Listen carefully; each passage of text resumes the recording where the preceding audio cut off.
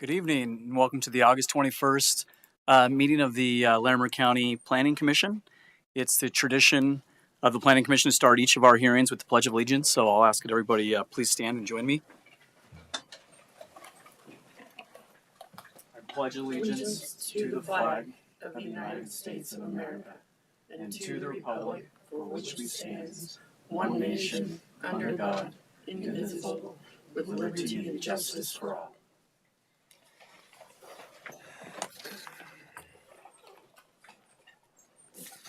Let's see here. So I'm Patrick Rowe. I'm the chair of the Planning Commission, and thank you for being with us tonight. Copies of the agenda are by the door. We'd ask that anybody in attendance please mute their cell phones. Members of this Planning Commission are all volunteers, and I'm going to ask each member to introduce themselves, starting with the commissioner to my left, John. I'm John Weiss. I reside in Timnath. Oh, I'm sorry. You good? Yeah. All right. My name's Lisa Cholet, and I reside in Wellington. I'm John Slutsky, and I reside in southeast Fort Collins. Been on the commission for 2.5 years. Adam Eggleston, southeast Fort Collins. I'm Nick Cassidy. I reside in South Fort Collins. I've been on the commission for 2 months. Jordana Barrick. I live just north of Fort Collins, and I believe I've been on the Planning Commission around 4 years. I'm Shelby King. I live in LaPorte. I've been on the commission for a year. Do we have any commissioners online? Hello, I'm Connor Duffy. I've been on the Planning Commission for 2 years, and I live in the Timnath area. Great. And again, I'm Patrick Rowe, and I live in Northwest Fort Collins, and I've been on the commission since July of 21. Jenny Axmaker is the planning manager. Ms. Axmaker, would you please introduce the staff in attendance and provide meeting protocol for this evening? Yes, sir. Thank you, Mr. Chair. We respectfully request that all members of the public silence their electronic devices, as you've mentioned, and help themselves to a copy of the agenda and hearing procedures located on the wall near the entrance to the door. Or if you're joining us virtually, you can find those at larimer.org/bocc/commissioners-meeting. The hearing procedures for tonight for each discussion item will begin with a presentation from county staff, followed by a presentation from the applicant with time for any clarifying questions from the commissioners.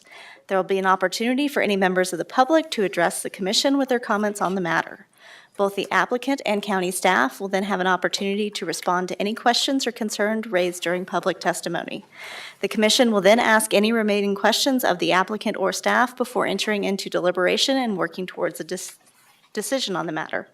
During public comment, please wait to speak until recognized by the chair. Please maintain civility, refraining from audience applause, comments, or disruptions, whether positive or negative. Please make all comments to the commissioners from the podium. A portable microphone is available if needed. Please state your name at the beginning of your comments and provide the spelling of your name if it's unique. Please speak directly into the microphone so remote participants may hear. For hybrid meetings, which we are having tonight, attendees will be muted until they are recognized by the chair. If an online attendee wishes to speak or requests that a consent item be removed, please use the raise your hand function on the Zoom control bar or *9 on your phone. Upon request, we have assisted listening devices available for the hearing impaired. And for tonight's agenda, we have one item on consent and one item on the discussion agenda. Thank you. Also, let me introduce our staff. I'm joined by County Planner Justin Curry, County Planner Samantha Lasher. I'm Planning Manager Jenny Axmaker. We have Melissa Brusky from our CERT team, and then we have a couple additional staff joining us, Stephen Rothwell from Engineering, David Pringle from Engineering, and Leah Snyder excuse me, from the Health Department. We're also joined virtually by our representative from the County Attorney's Office, Frank Haig. Thank you.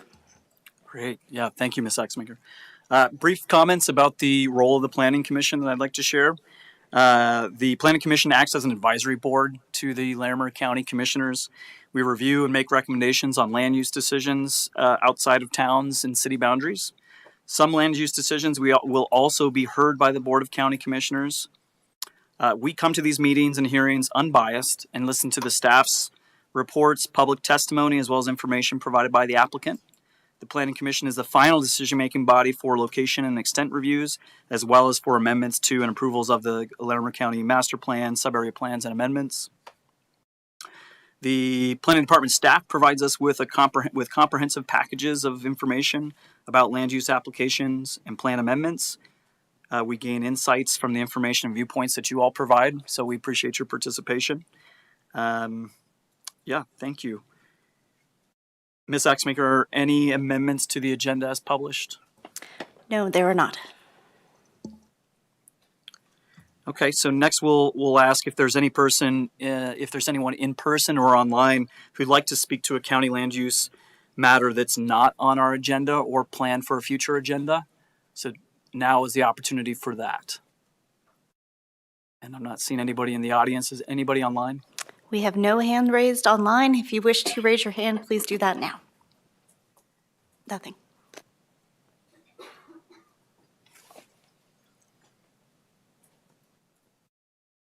Okay, seeing none. So the next item on our agenda is approval of the minutes for our last meeting, July 17th.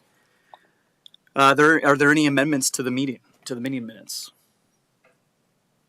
And if not, I entertain a motion for their approval. I'll second. Moved and seconded. Roll call, please. Commissioner Barrick, Yes. Slutsky, Yes. King, Yes. Cassidy, Yes. Wise, Yes. Eggleston, Yes. Duffy, Yes. Chalet, Yes. Chiro. Yes. Okay, now we'll move on to our consent calendar. Consent agenda items are meant to be non-controversial and routine and will not be discussed unless requested by a commissioner or member of the audience. Consent agenda will be voted on as a whole. There's just one item on ours tonight. This allows us to focus on and spend more time with discussion items. So the consent agenda consists of a single item this evening. It's the Fort Collins Soccer Club Amended Special Review, file number 23, zone 3422. Does any commissioner wish to pull this item? Mr. Chairman, I'd like to pull it in for discussion. Okay. That item will be pulled from our consent calendar and we'll add it to our discussion. We'll actually just end up discussing that item first. So let's move there now. So I will just go ahead and reread that title and then hand this off to staff for introduction and staff presentation. So again, this is the Fort Collins Soccer Club Amended Special Review. It's file number 23, zone 3422. With that, Ms. Axmaker, is there staff available to make a presentation for us? Yes, Ms. Lasher will make the presentation. Thank you.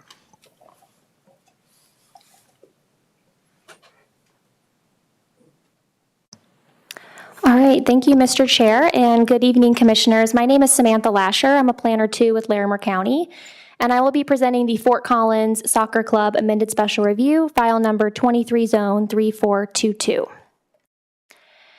The subject property is located at 3955 Northwest Frontage Road in Fort Collins, which is located just northwest of the intersection of East Douglas Road and Northwest Frontage Road, just west of I-25. The property is located outside of a growth management area and is not part of a subdivision plat either. The applicant for the project today is Paul Mills, who's here with us in person. The owner of the property is Fort Collins Soccer Club, and we have a representative representing the club here tonight, Nick Whitworth.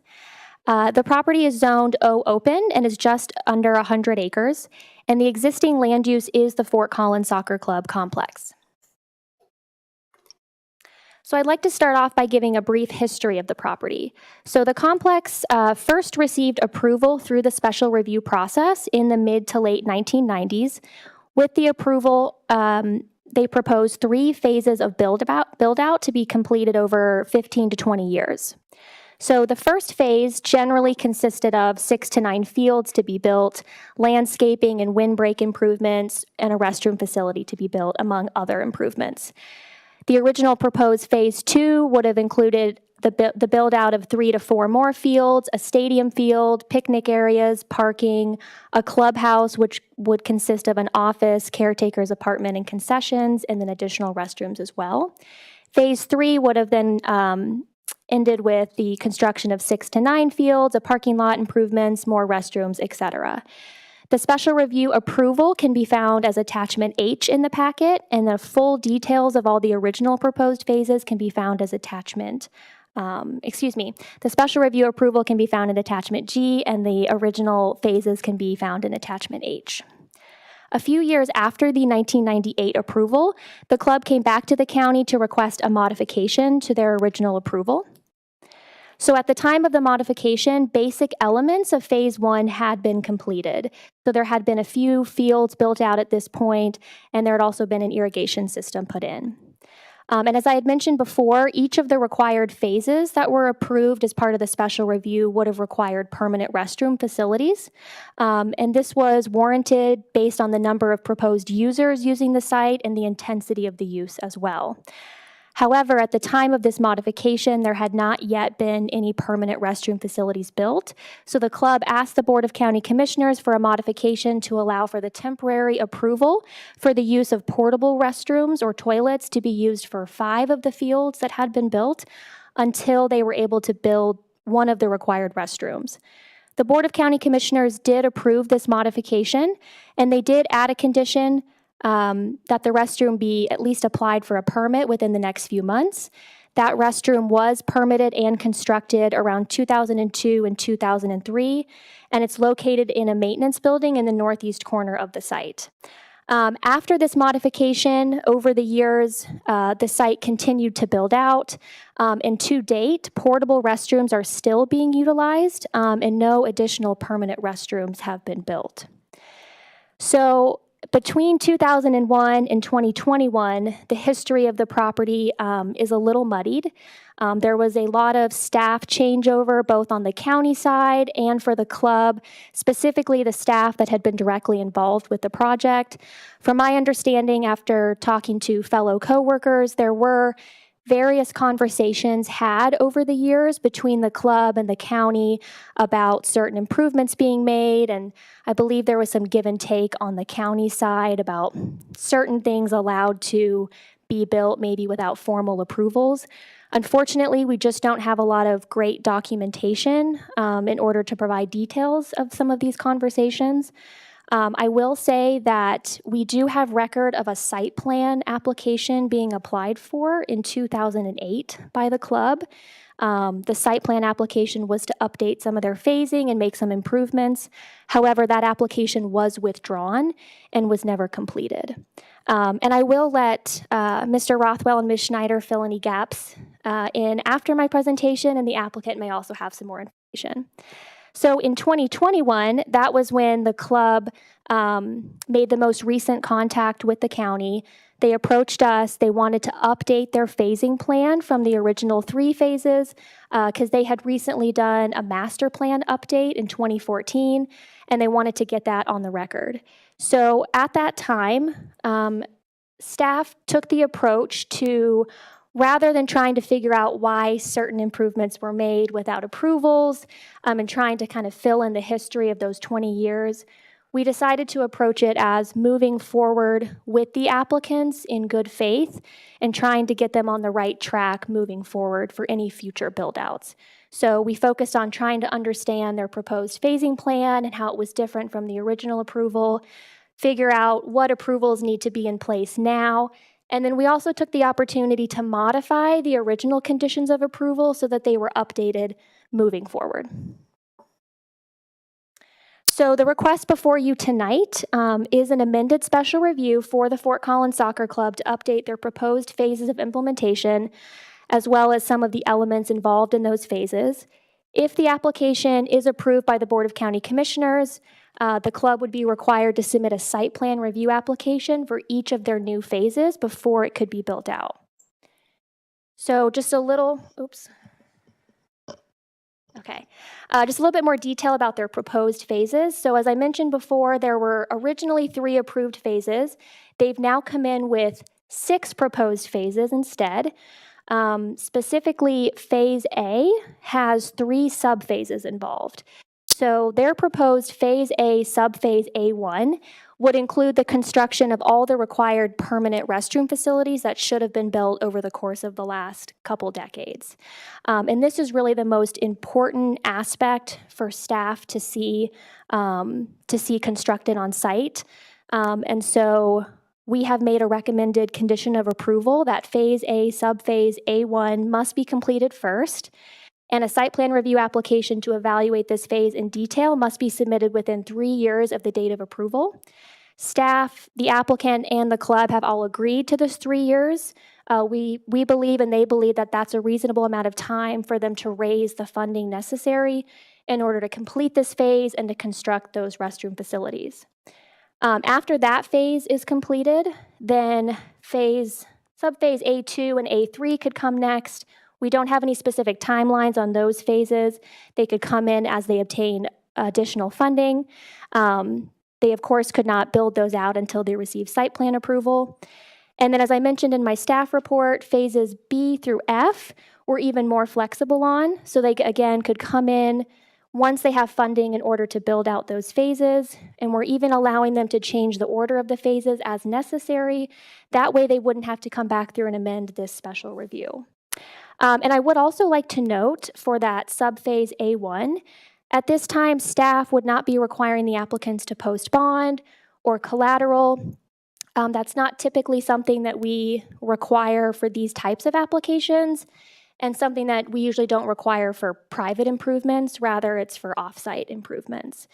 In the instance that the club would not come forward and meet that condition, it would become a code compliance violation, and staff would probably have discussions about whether their operation then would maybe need to cease until that condition is met.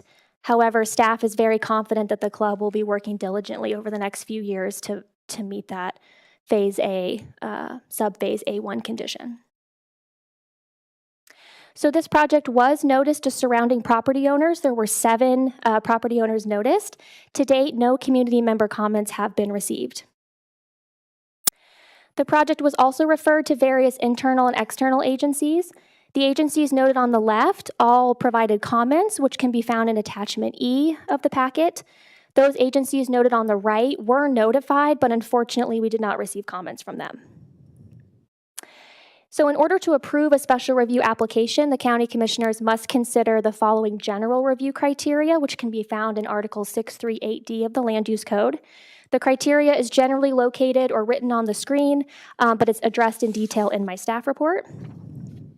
I would like to take a quick pause on general criteria number 4.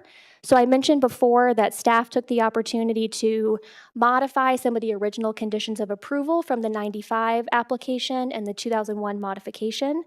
There were a total of 30 conditions of approval that we evaluated. Ultimately, we recommended removing 7 of them completely, recommended carrying forward 6 of them, and then modifying, consolidating, or replacing 17 of them.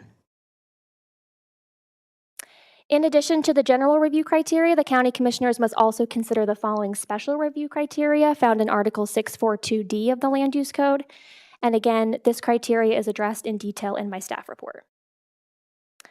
So ultimately, the Development Services team has no items of concern and concludes the request complies with Land Use Code requirements and review criteria.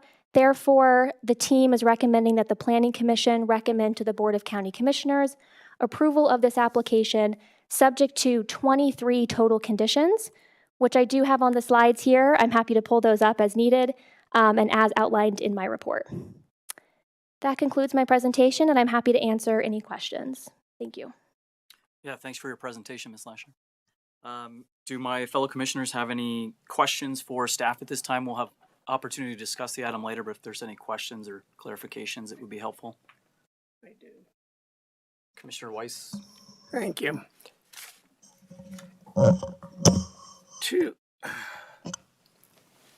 So can you explain briefly what conditions that were previously agreed upon were never met as of today?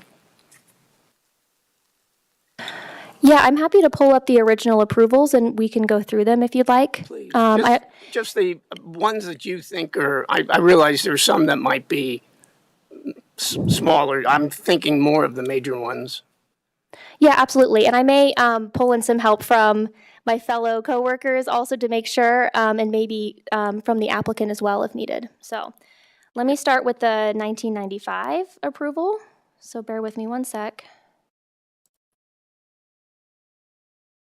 And while you're gathering that, I have a quick question too. So that site plan review that you all mentioned would come in the future per phase. Is that an administrative review? Yes, it is. Okay. If there's an appeal associated with the site plan, that would go before the Board of County Commissioners, but otherwise it's administrative. Yeah. One more quick question. In all of this, I couldn't see is there any plan to expand the parking area? I know there's plans to pave it, but actual parking? I don't believe there are any plans to expand the parking area. There are plans. So yeah, I think that's Is coming that in part of future this phases. application? So let's hear that as part of the applicant presentation. Maybe we can get some more information on that. Okay, perfect. Thank I'd you. like to hear more about that when it's your turn. Let me ask a question while they're digging it out. Is that Yeah. right? Yeah. Yeah, please. While you're finding it, I'm not trying to delay you. No problem. Let me just say, is the parking that is in place now,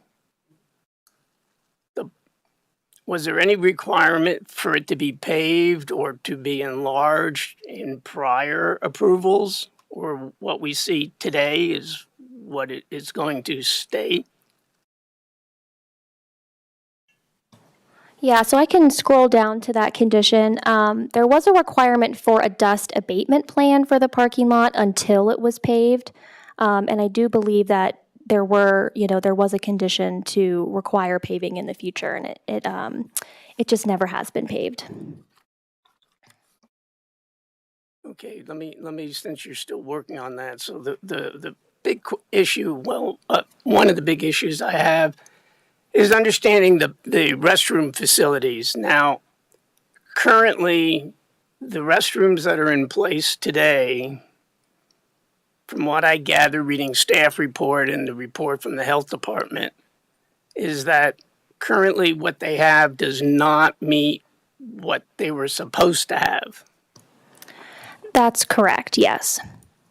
So in theory, they're out of compliance with the health department's requirement for X number of restroom facilities. That is correct. For permanent restroom facilities, correct. Okay.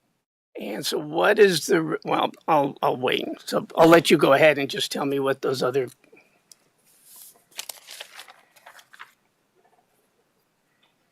Okay, so what's shown on screen here is the original 1995 special review approval. So there were 20 or so conditions, 25 or so conditions on here. So the first condition, I can just go through them. Feel free to jump in with questions. This is sort of a standard condition that we have on all of our special reviews, just indicating that, unless these conditions are modified, they need to be abided by, moving forward. Number 2 is sort of a multi-part condition. So essentially it's saying that prior to the issuance of building permits for the originally approved Phase 2, the facility must be reviewed through the concept technical review process, which is similar to what our site plan review process is. We don't actually have any approved site plan reviews on record. We just have that one that was applied for and was withdrawn, but there's no approved site plans on record. So this would be one condition that would not have been met. And sort of the other pieces of this condition is describing what the concept technical review shall include, which would have been a detailed evaluation of permanent and portable restroom facilities. And they were wanting to base their experience on how Phase 1 sort of ended up and allowing them some flexibility to use that information to determine what sort of restroom facilities could be then implemented for Phase 2. And there needed to be a Also, a report prepared that analyzed the technical feasibility of extending public sewer. I don't believe we ever received that. Is that correct? Okay. And then there was also supposed to be a report submitted that analyzes the transportation plan submitted and approved by engineering. Stephen, correct me if I'm wrong. That was submitted. If you can, yeah, thank you. Yeah, so there was it was back in the original 1998 requirements. There were a kind of a joint plan that we wouldn't call this nowadays, but they referred to it as a dust abatement plan. It was both dust control, but a large portion of that plan was also traffic routing. So getting a plan together for more single events. So establishing traffic control, whether it be variable message signs, whether it be flaggers on site to direct traffic, really trying to limit traffic on the existing adjacent county road, which at the time was more of a native condition. It wasn't even a all-weather surface, treated all-weather surface like it is nowadays. It was a very rural, small cross-section. So they did provide that plan, and they've had one in place for quite some time. As part of this new review, or as part of this application to clean things up, the new conditions reflect our current terminology. So it says our land use code currently speaks to dust mitigation, and Leah can probably speak to that more so. So there really isn't a need for a specific condition of approval, since it's already a land use code item that they would be required to meet. And then on the update to the traffic control plan, that's something we'd expect as part of the site plan review. I might have gone a little bit over and beyond there, but just trying to help clarify. Thanks, Stephen. So moving on to condition of approval number 3, we don't have any evidence that basically that this condition has been met, that access on I-25 has been approved by the State Highway Department, which in this case would be CDOT. I will say we did refer this application to CDOT, and they came back with no concerns. So I'm not sure if they remembered this condition or were familiar with it, but they didn't seem to have any concerns moving forward despite this condition. Oh, go ahead. Yes, Stephen Rothwell, Larimer County Engineering. So back in 2008, and this is where our documentation that we're trying to dig out has gotten a little hazy, the applicant did coordinate with CDOT, and they actually constructed a left turn lane out on the frontage road there. So they do have an approved state access permit, and the construction on the frontage road was completed. Oh, thanks for clarifying. I just don't think we had the records with the planning department, so appreciate that. I might rely on the applicant for some of these questions about installation of the sprinkler system in the clubhouse. Was that installed in the clubhouse? I believe it was. Okay, there is a fire suppression sprinkler system there. These sort of the 4A through 4D, in this amended special review, we propose sort of consolidating that into a general condition of approval, because after talking to, I believe it's Poudre Fire Authority, they agreed that they would like to have more time to review the phases as they are now and apply current standards. So we propose essentially consolidating these conditions and saying, in general, Poudre Fire Authority will receive a referral for each of the site plan review phases, and they can apply their current and up-to-date standards at that time.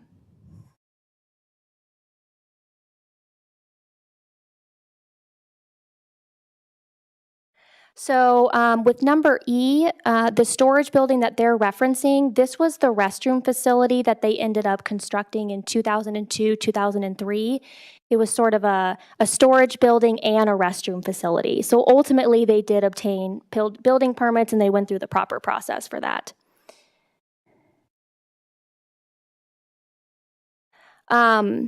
Stephen, do you know about the bus parking areas specifically and how they are today out there? I could provide some comment, but I'd prefer to let the applicant speak to it on exactly how they are treating buses. But I do know that they do have available space designated for bus. And their current site plan also shows it after paving. but I'll let them speak to it. Okay, thanks. Would you like us to come back to that, or would you like the applicant to speak on that one? I think if the applicant can talk about that as they talk about the parking lot and any of that all together, that'd be fine. Sure. Okay, so we can come back to that? Is that what you prefer? Okay, sounds good. I believe I had double checked with the applicant on 4G, and I believe that the windbreak had been installed. So that condition has been met. 4H, I believe this was the condition that ultimately was outdated. And this was one of the conditions that Ms. Schneider had recommended to be removed completely. Since they don't have full required permanent restroom facilities, I think ultimately this condition has not been met. But the health department has found that it was outdated, and they'd like to be able to re-review it with subsequent site plan phases.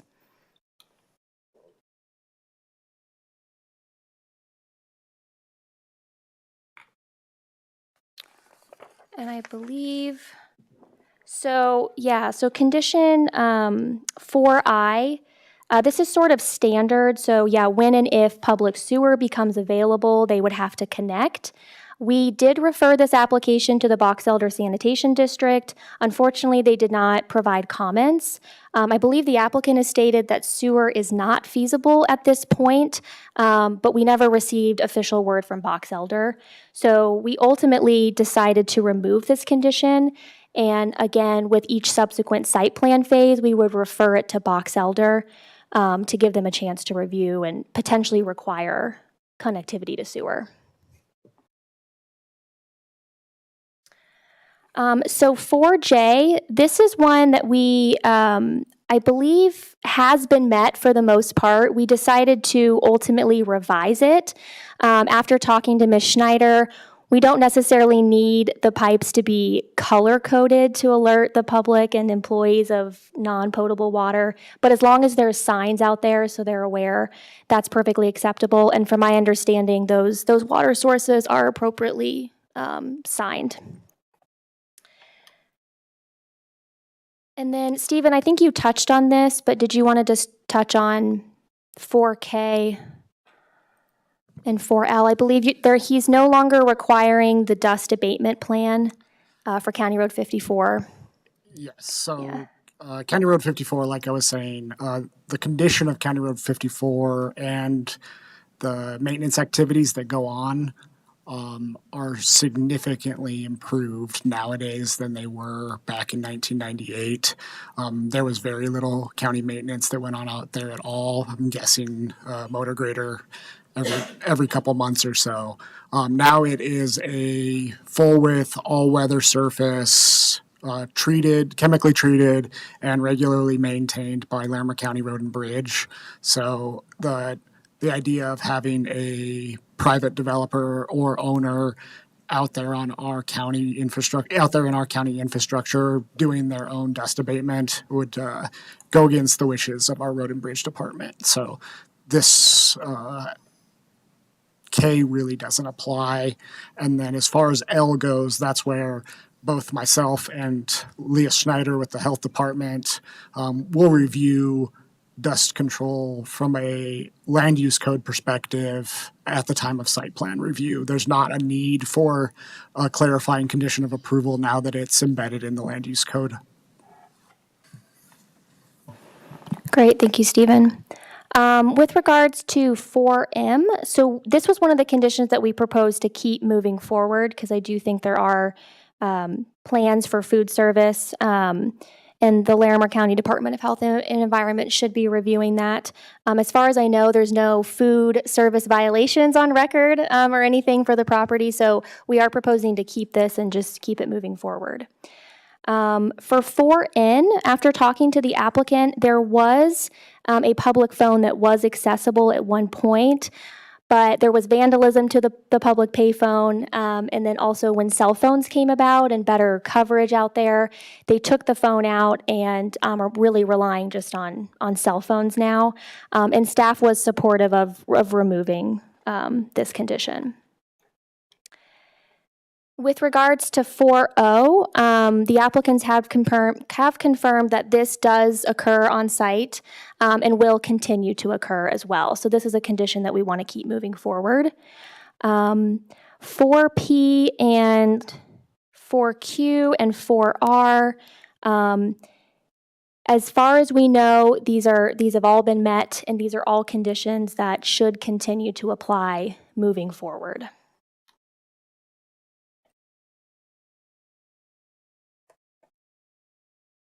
Uh, 4S, I did check with the applicant, and these hours are still relevant, so we're keeping this condition of approval as well. And in regards to 4T, we don't have any specific evidence that was submitted to our planning department, at least that I was able to find, that demonstrates Division of Water Resources has approved this change in use. But we want to make sure that they do have a chance to review site plans moving forward, so they would be a referral agency.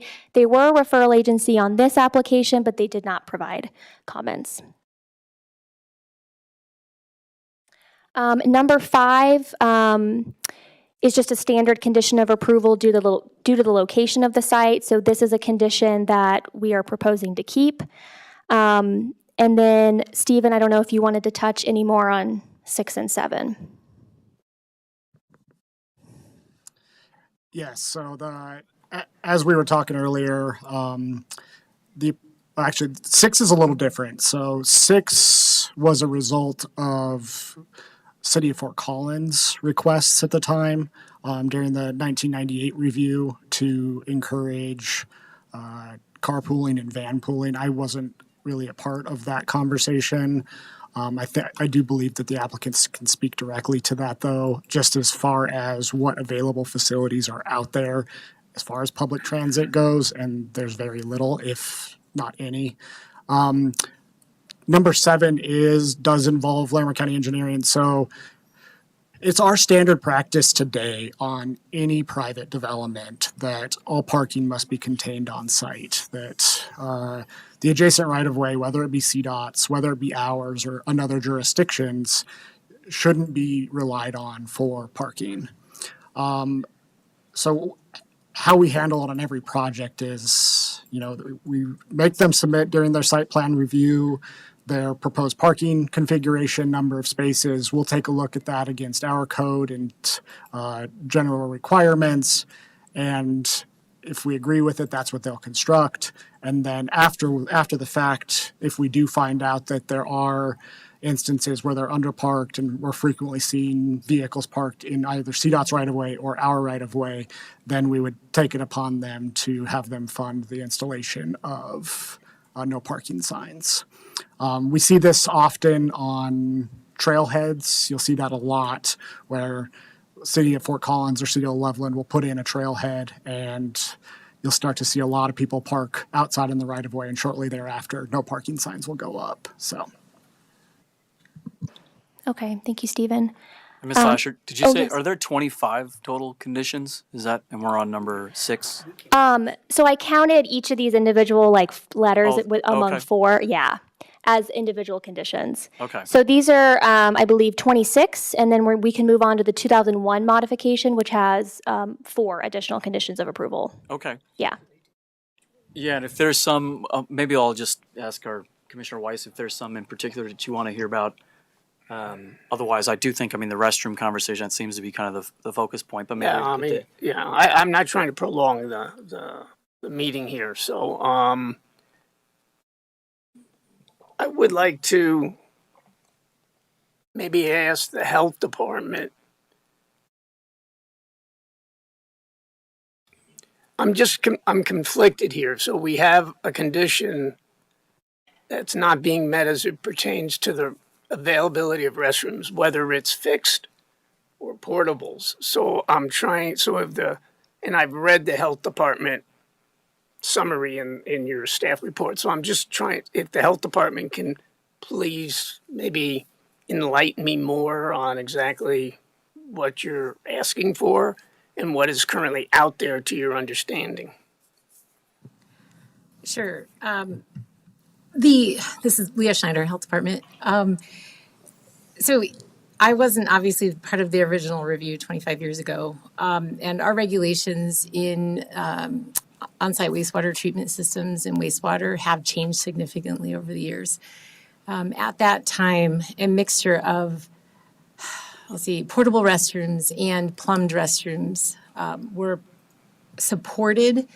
In a way, the portables were supposed to be a temporary until each of the 3 phases was developed, and they were trying to provide a number of restrooms for each phase of development, which I don't understand how those numbers came about. Plumbing code also dictates the number of restroom fixtures you're supposed to have. Septic regulations do not dictate numbers of restrooms. We just want to make sure that the on-site wastewater treatment system on-site can accommodate the number of people that are going to be on-site.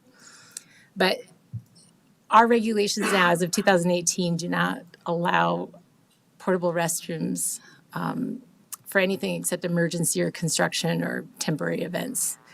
So with this amended special review, they do have to come into compliance and remove portable restrooms and start with permanent plumbed restrooms. And in this, unfortunately, the 2001 amended special review was misunderstood to be an allowance to continue portable restrooms indefinitely. And when we met with the applicants in 2022, that had to be clarified. So what we're looking for out of this is at least over a 3-year period, as they gather funding and have their fundraising and gather all what they need, we're hoping to get another restroom fixture that has plumbed facilities so that it would have water, and then it would be treated through a wastewater treatment system.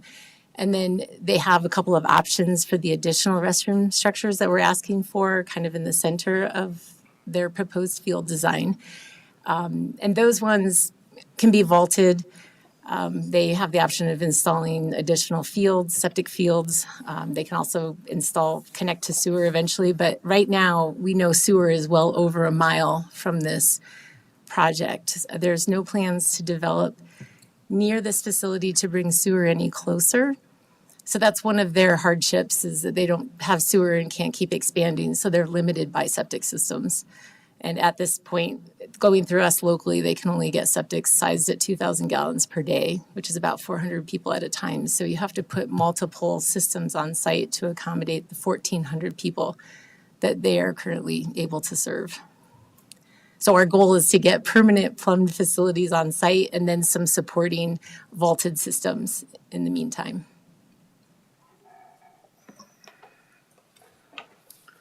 So with the restrooms you have on site now, how many people theoretically would be allowed to participate on the site?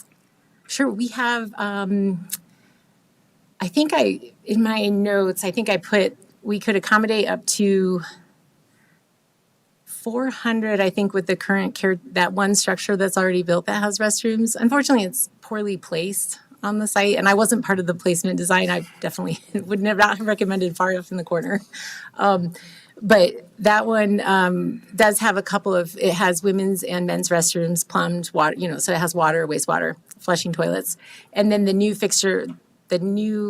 built restroom structure that they're looking at would be more centralized to accommodate the south fields and more of that central west area. And with that, we are thinking about 750 people could be supported, and that's why they need to start bringing in some additional vaulted restrooms to support the other 700 or 650. Okay, if I could ask one other question. As it relates to parking, for a facility like this, how many, for the 1,400 participants, I guess, based on the number, how many parking spaces would be required today? And and how many of those numbers are currently there? So, Stephen, correct me if I'm wrong. I believe there are close to 1,000 parking spaces out there currently. Is that correct? Yeah, approximately 1,000. the challenges with determining how many parking spaces would be required now is back in 1995, this type of use would have been considered an outdoor recreation use, and so we had specific parking requirements at the time. We actually no longer have an outdoor recreation use in the code currently. And so this was actually so trying to determine the required parking spaces may take a little bit of research. Ultimately, after talking with engineering, the number of spaces they do have today would be enough to handle 1,400 users. But we would evaluate actual parking requirements with the future site plan phases, and this is something that we've also discussed with the applicant as well. Good, thank you. Sure. Yeah. Go ahead. This is probably going to be really a bit of a naive question, and I fully support the idea that there needs to be permanent restrooms, but given the challenge of the location, which is, I can honestly say I was there when it was first opened, so that's kind of scary. A lot of the facilities like this up and down the Front Range often have porta potties there in addition to regular restrooms for the same exact reason, the challenge of reaching water and sewer and the cost associated with doing that unless the facility is owned by the city that it's sitting in. So I'm wondering, is there not a possibility to allow for this building and portable potties until there's an opportunity for them to connect to water and sewer? Our regulations might be a little different than some of those other jurisdictions. And our regulations require if you have the ability to install, if you have the land mass to install a septic system, then it has to be a permitted septic system through the county. Portable restrooms, like I said, we've changed our regs since 2018, and it's only allowed for emergency uses. We've had, unfortunately, it becomes a more of a complaint issue with them not being treated enough. People can't adequately wash their hands. There's for disease prevention, we're looking at having running water and things like that. But no, it's primarily because our regulations focus more on having wastewater systems instead of a portable for a full-time, for a regularly operating business. If it was just temporary uses, like, once a month or something like that, then portables could possibly be used if it was permitted under a special review or special event permits through the county. But they are, in our comments, and I hope that's noted, we are allowing the continued use of them until those restroom structures are constructed. So they can still continue to use them, and that's something that we've discussed with our water quality program, and they are okay with that. But it would have to go through a variance process, and we wouldn't, from what we've discussed, we would not approve a variance for this many portable restrooms to continue for the life of the operation. Yeah, thanks. I saw Commissioner Slutsky, you had a question, and then we've got applicant presentation, and then we can jump into the meat of our discussion. I noticed that you've indicated that that the wells have been approved to provide drinking water by Department of Water Resources. That's the state, is that correct? They are the state agency, yes. So I'm not sure that means that water can be drunk from the well just because the Department of Water Resources says. First of all, you need to treat the water. I don't see mention of that. And changing an irrigation well to domestic use is a big deal. And it needs to go to water court to be approved, and that's a expensive and lengthy process, as I recall. I tried this once. So it should be noted there, and it shouldn't just be part of a sentence that, okay, we're going to have drinking water. And then it just seems to me like a lot of things have been missed over the years. And so I know that y'all know this. I hope you do. But you can't put septic systems. You're talking about more septic, and maybe vaults would be better. You mentioned that as well. But you can't have a septic system next to a drinking water well. Correct. And I don't know where the wells are, but And I would mention the potable water is supplied by Elko out there. Yeah, water lines. So it's just irrigation water. But yes, we have setbacks from wells and water lines for septic fields. but it did say that the irrigation well had been, I don't know what was on there, had been approved for domestic use. Is that domestic, maybe meaning irrigation for? It said irrigation and domestic, that it was changed from irrigation to irrigation and domestic use. We'll have to defer to the applicant. I'm not sure, unless Sam. Yeah, I can try to, I think it was one of the conditions of approval. Is that right? Yeah, let me pull it back up real quick. So I will say, we did refer this application to the Division of Water Resources, but they did not provide comments. And let me just find that condition for you. Oh yeah, so this is what the condition says.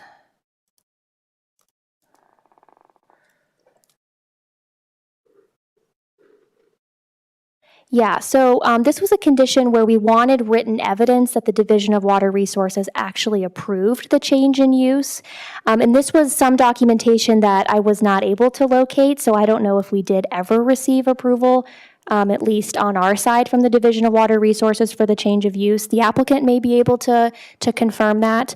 But Leah is correct that the potable water is supplied by Elko at this point, and they have committed to water commitment, or to provide water moving forward.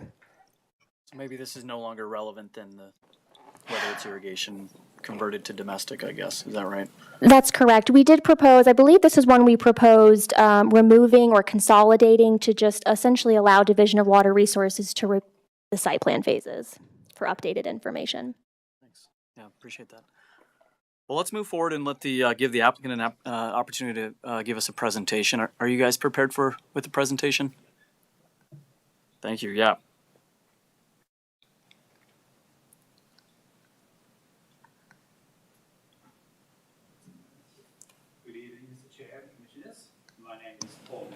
I'm sorry, could you turn the mic on? It's just that blue button on the left on the. Thank you. Yes. That's it. Working? Yes. Good. I'll do it again. Good evening, Mr. Chair. Good evening, Commissioners. I'm Paul Mills. I'm a principal at a landscape architecture and land planning firm in Fort Collins here. And I've volunteered my time to the club to help resolve and move forward with this vision, as well as try to move forward in the future and fix a lot of things we don't know what happened in the past. So I'll give you some little background. The club itself is a non-profit. It relies 100% on fees to fund maintenance and all the programs they do. They have approximately 3,000 children in the club right now. So the whole club and the whole complex is run by membership and fees for soccer programs. We don't have any other funding source, and the club tries to remain debt-free as best they can. So what we're talking about here is a 30-year-old approval, and as we know, that was before cell phones and mobiles, so it's a long time ago. There's missing documents, there's missing memories, there's missing people who were around then. A lot of people who were around then they're not available. We don't know the history. So we're kind of in the dark, and we're seeing what we have now, and trying to work out how we get there to make a complex that meets health department and everyone else's requirements.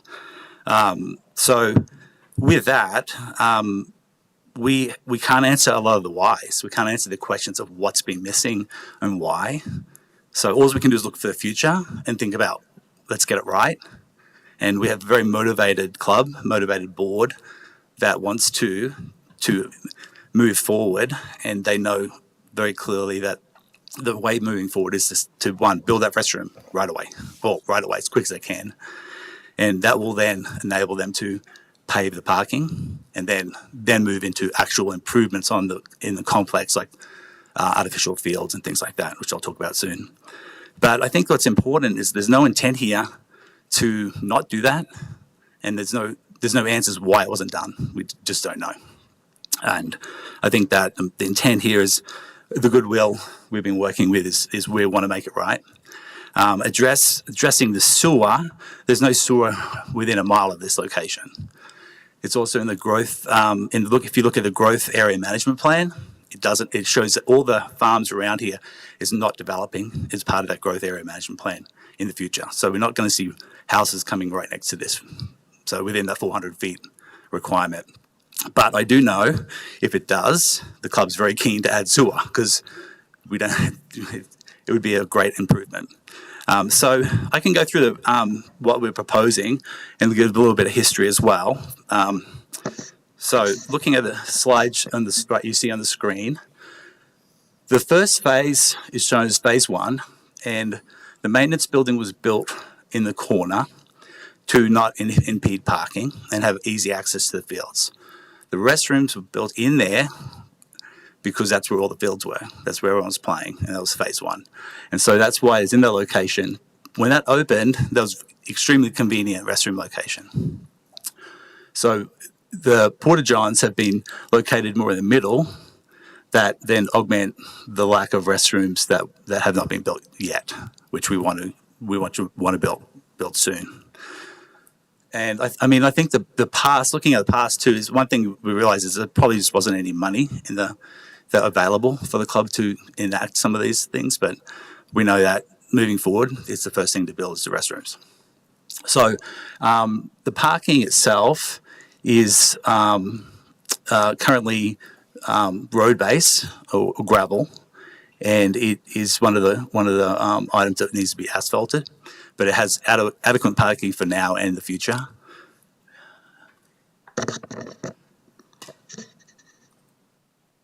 And the other thing too is the water that comes to the site is a potable water line. No one's drinking out of the other water supplied from the wells. That's just for irrigation. Next slide. So this is 1997, what was approved then, and then moving to the current plan, it's the same, very similar components, but arranged in a different way. And what's important too to note is that these are grass fields, and when they're grass, the line work is just pretty much like the line work's removable. So we show fields in the next. Can you please the next slide, please? We show fields in this slide, but they're only an indication where fields could be located. They're not actual physical fields that would be set there line marked all the time. And so we've highlighted here pretty clearly the existing 2-inch water line that runs through the site. So we have water. We have water for flushing toilets. We have water for sinks. We have water for drinking.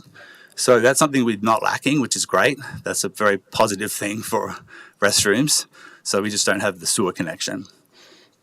And the parking, when it's asphalted, will be lined with permanent lines, and that'll be way more efficient parking. So we'll be able to fit more cars in less space, if you will, without lines, cars spread out.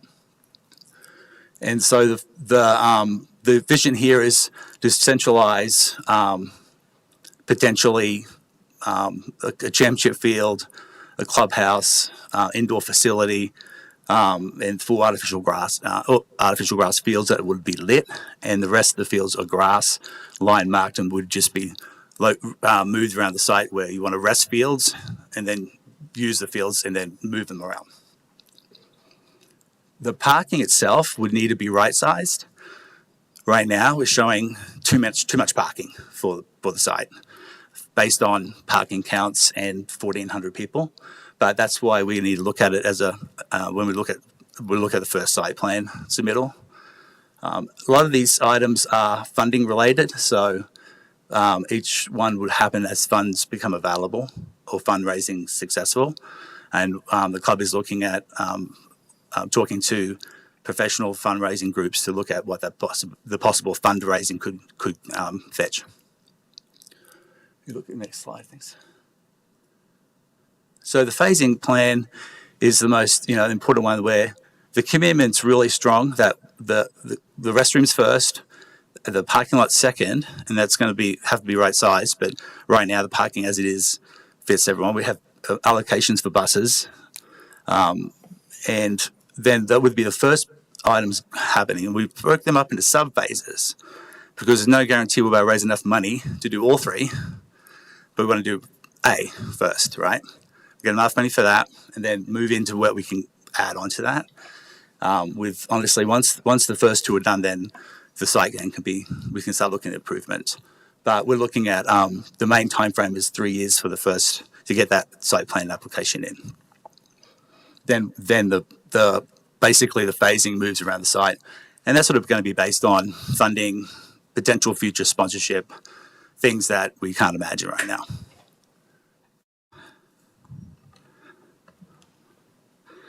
I think that concludes the main focus of what I want to talk about today and about the direction. I think that we're very future focused. Can't answer the past, but we can fix it, and we're looking towards the future. So I think it'd be really good to focus on that. Thank you. Yeah, thank you. Appreciate that. So now we'll open up the public hearing and take public comment. Not sure if there's anyone in the room who would like to give testimony on this particular item, and same question for online.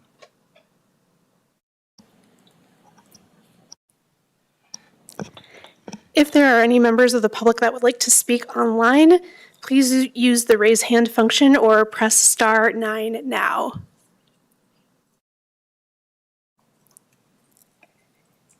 There are no hands raised online. Okay, great. So we have opened, and now we'll close that public hearing. Yeah,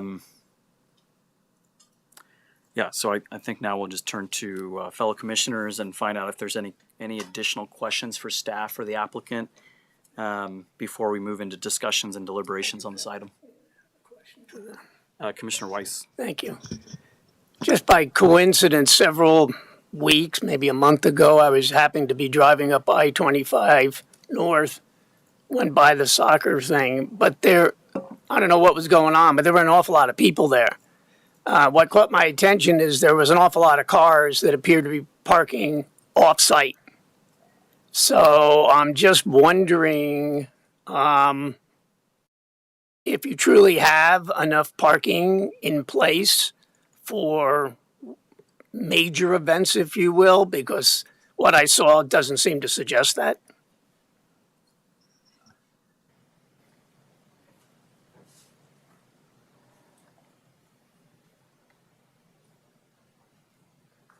There's never been a shortage of parking on site. Only thing I can imagine is that the gates were locked and the people were getting there before the gates were unlocked and then parking there as a result of that and climbing in. That would be the only reason anyone would be parked on the frontage road. Frontage roads are never parked on unless there's an issue with someone's not there to open the gates early enough.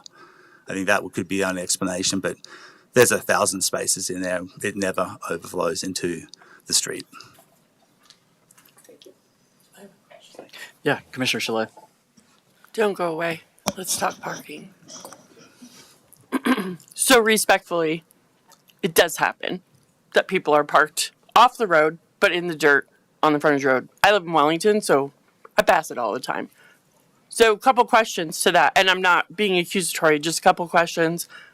Is the overflow parking well marked so that people know? Because I know that the places where people typically park is very obvious, but the overflow parking isn't necessarily quite as obvious.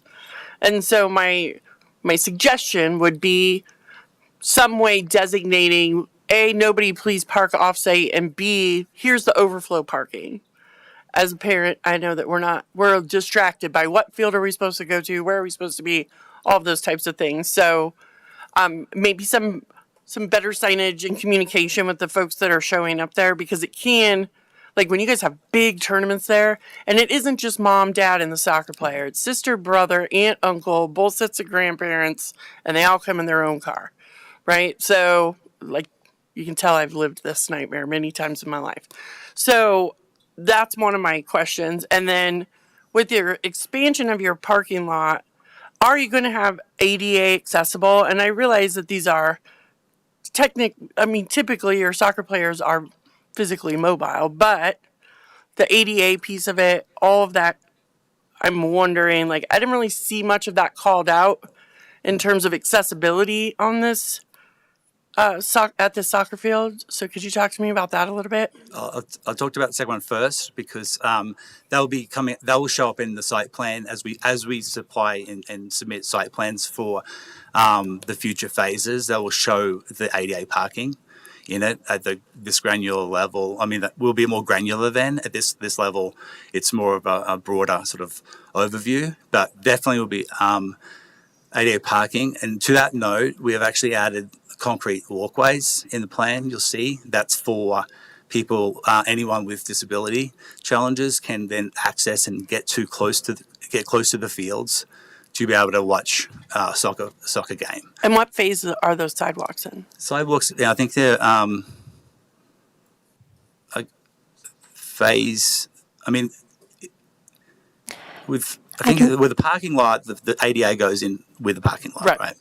And then the sidewalks for the parking lot go in with the parking lot, and then the future connections would go in with the restrooms, like in the ones in the middle, because you need to get access to them. Okay. I can also, real quick, if you don't mind, jump in. Also, I know that your proposed Phase E had the east-west sidewalks and the north-south sidewalks. And then also just to confirm, Commissioner Cholet, so when we do evaluate this at the site plan phase, there will definitely be ADA accessible parking spots required. We do require a certain number based on how many total parking spots are required. And that goes for the restrooms as well, I would hope. The main restroom, yes. Is the main restroom the one that's in the maintenance? No, sorry, the new The restroom. new main restroom. Okay, the new main Understood. Restroom, the centrally located restroom. Yep. Okay, and then that will have by code. It's required. We have to.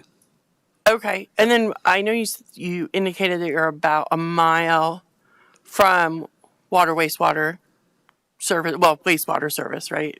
Yeah. Not really water. You have a water line. Is that a mile going north? It's a mile in a circle. Mile almost. to your north?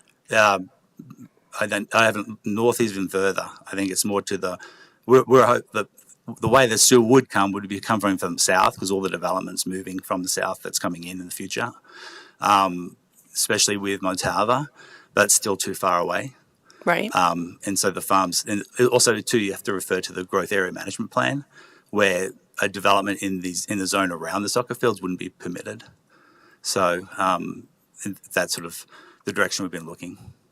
Okay, I would encourage you to explore to your north as well because there is development coming from the north-south towards you as well. That is actually in the same management plan to the north as well. That's not shown as being developable. Okay. Yeah. For your traffic, I think that's an issue with visiting teams, visiting parents. As a soccer dad up and down the Front Range, yes, you kind of drop on. It's a new foreign parking lot, and you're trying to work it out. I think that there is signage, but it can be better. And I think that the items you've noted could be addressed sooner than later, just for the functioning of the club now. So I think signage can be easily addressed. Yeah, I mean, my suggestion really, it's like as simple as like a giant email with a map when you guys are doing tournaments or whatever, and encouraging the teams to make sure that they're communicating that out so that you don't end up with some kind of tragedy, right? Like the frontage road is 55 miles an hour. That's my biggest concern, right? Noted. I just don't want anybody to get hurt. So, okay, well, I appreciate that. Good comment. Truly, and I appreciate what you guys are trying to do. So, thank you. Commissioner King? Am I understanding right that the parking that you have now holds 1,400 cars? So 1,400 people would then be divided into a ratio of how many people travel per car. And so that has yet to be determined by the county right now. But in other projects, it's typically 2.5 up to 3 people per car. That is where people get to a parking count for a recreational facility. But that number hasn't been determined yet. So we have 1,000 cars, which is very adequate for 1,400 people. Yeah, and you have spaces now for 1,000 cars which makes it adequate for the 2.5 people ratio. Yes. And is that, you're saying, I think that you said that you have to resize the parking in some way? Yeah, because the parking's gravel, so there's no lines, and so there's. So will you get more or fewer? We get more. You'll get more. Yeah, because it's you have a sort of a bleed out of cars being 5 feet from each other, which you could fit probably in a row a lot more cars with lines. Okay. So there's efficiency that we will gain with the line work. So if you've got, it looks, I don't play soccer, nor am I a soccer parent. So I might ask remedial questions, but it looks like you've got phase 1 done. And I believe from the previous presentation, the lines were, they're just, or they were maybe your presentation, those are just paint lines, so they can be moved.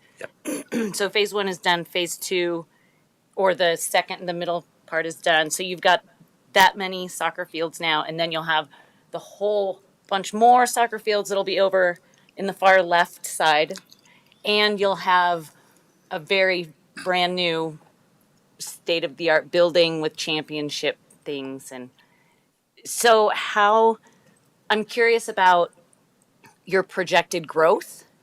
Like if you've got all that many more soccer fields and and a great new indoor place, have you taken that into account both for the parking in the future and then also for the restrooms? How many stalls are you projecting you might need 20 years from now, or have you thought that through? Well, the plan is a dream, and funding is the biggest constraint. But to answer your question, is that the area that's like would be finished as fields is just grass, and then typically you need to rest grass to play.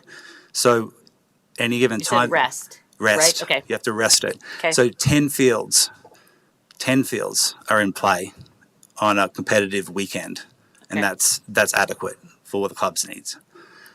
They rotate around, they rotate different directions, and they move. So having that extra grass means we have better grass and rested grass. Not necessarily that it's always going to be more, That's right. cram more people onto more. And that's where it's I see. tough with the graphic, because you're trying to lay out the potential permutations of fields. And in the way you look at space and how it works, then you inadvertently make it look like you're filling the whole thing with fields. I see. Yeah. So Thanks. And then for the actual indoor facility, if that ever gets built, which we hope it's reliant on the fundraising. So it's a big hope. But if it does, it has land use codes built on how many restrooms would need to be in that facility. And so even though it's a big facility, it's still just a soccer field. So there's still limited how many people can actually be playing and waiting for a game. Sure. So it's sort of capped in a way, because it sort of has that different uses than, say, a building that has other uses inside. Yeah. And all the parking counts go into those calculations of that field in play, the championship field in play, and then 10 fields in play to reach that 1,400 people. Got it. Thank you. Thank you. I am a soccer parent, and I just had a couple questions. The first question is, how often is the use just a 1 hour use of the family going to watch a game versus an actual tournament? Is there a tournament once a month, or how often does that happen? I might need Nick on this one, but there's one tournament a year now. Okay. That's it. Okay.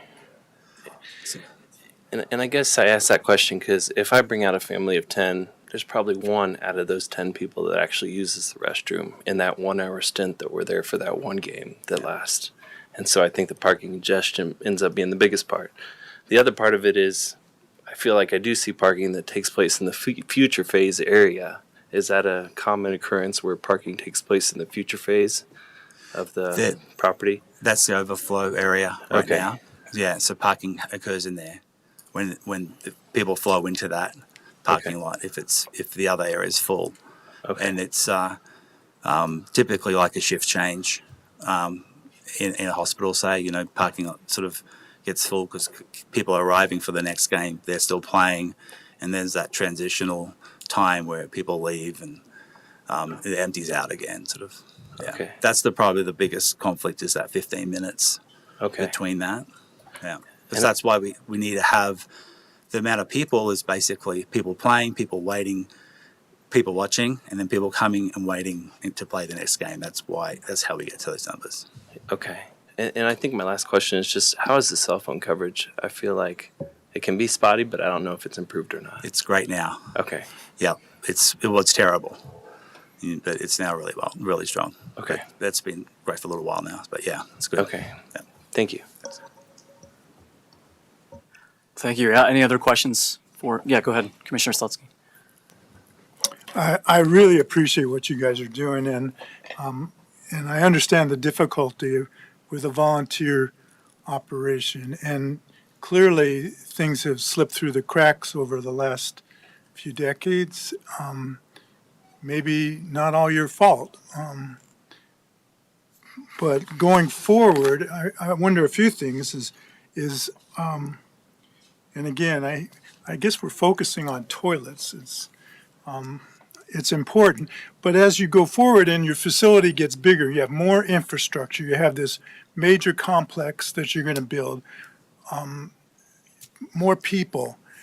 There's going to be a point, and I can't tell you when, but someone must know that there's not going to be room for more septic tanks and more leach fields. And that may be the limiting factor for y'all. And maybe it means that you can't build that big facility. So my question is, have you priced out what it's going to cost now to bring septic to that mile? I know it's got to be $1,000 a mile or whatever it is, but how does that compare with building all the various, they're talking about you have a septic treatment plant on the property. None of this stuff they give away, and you pay for it. It's like maintenance. They ought to give you the septic tanks and everything because the maintenance is going to cost. It's like putting ink in a printer. The printer could be free. You got to buy the ink. So have you looked at what it's going to cost to bring a septic line to the facility? As a non-profit children's organization, it's completely unfeasible to bring sewer unless it's 400 feet from the boundary. That's extremely expensive. Millions and millions of dollars. Well, I understand. Yeah. I just want to know what it would cost. Yeah, it's not worth pricing. It's so expensive. It's also the master plan's a vision, and we're trying to chip away at the first one in front of us. And I mean, it'd be wonderful to have a problem where we're built out but working with health department, we're just gonna have to work out what we can do responsibly and the correct thing to do moving forward for each phase as they come online. But I think that the vision's bold and it requires a sort of a major sponsor. And without that, we would be looking at more of the getting the main things. Phase A is a really good goal right now. It should be a part of one of these phases. Maybe this is phase 4, but I saw a price tag of over $20 million for this whole project. Yeah. And not a part of that was addressing sewage. Yeah, that's based on phasing and having a big sponsor to be able to support that. And again, unless the sewer's within 400 feet, it's not feasible right now, but I can't rule out this has been 20 years now, 25 years since it started, and they've got phase 2 done in terms of that previous. So we're still having to just get the restroom in for 25 years. So this is trying to get people excited about soccer and gets people excited about the future of soccer in Fort Collins and in the region, and can hopefully invite a major sponsor to the table to be a part of that. That was one of the big goals for that. So as development happens and if the growth area management plan changes, there's very feasible in 20 years' time. There's sewer right there, So the hope is there will be, and so we'll have to. It's so unknown; we can't predict that. But I see your point, and I think that would be looked at as we move forward.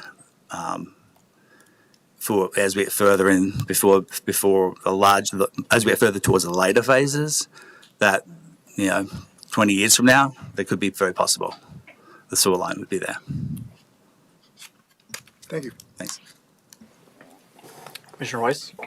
Thank you. The question to you, and staff can correct me if I'm wrong, one of the conditions, or at least is that the installation of the permanent restrooms is first priority and has to be done within 3 years of passage of this? To clarify, the site plan review application has to be submitted within 3 years, but that would take some time. So the restroom facilities may not be actually installed until after the approval process, but the site plan application has to be submitted and in review within 3 years. Okay. But it sounds then like you would have to address this whole issue of where's all the permanent restrooms going in first. And so unless someone does a study, you're going to wind up either having to downsize or deal with the sewer system. So you seem to be on a much long-term approach, where I see the restroom issue as more of a short term that allows you to grow more. The restrooms going in initially are the main central restroom, and then the 2 restrooms further out, which would meet a lot of the requirements for the restrooms facilities right off the bat. Any other future growth would be inside the clubhouse, inside the buildings. So there's more restrooms to be added as part of the actual physical structures. But in terms of the outdoor restrooms, that would be the ones in phase 1A. Phase A1, sorry.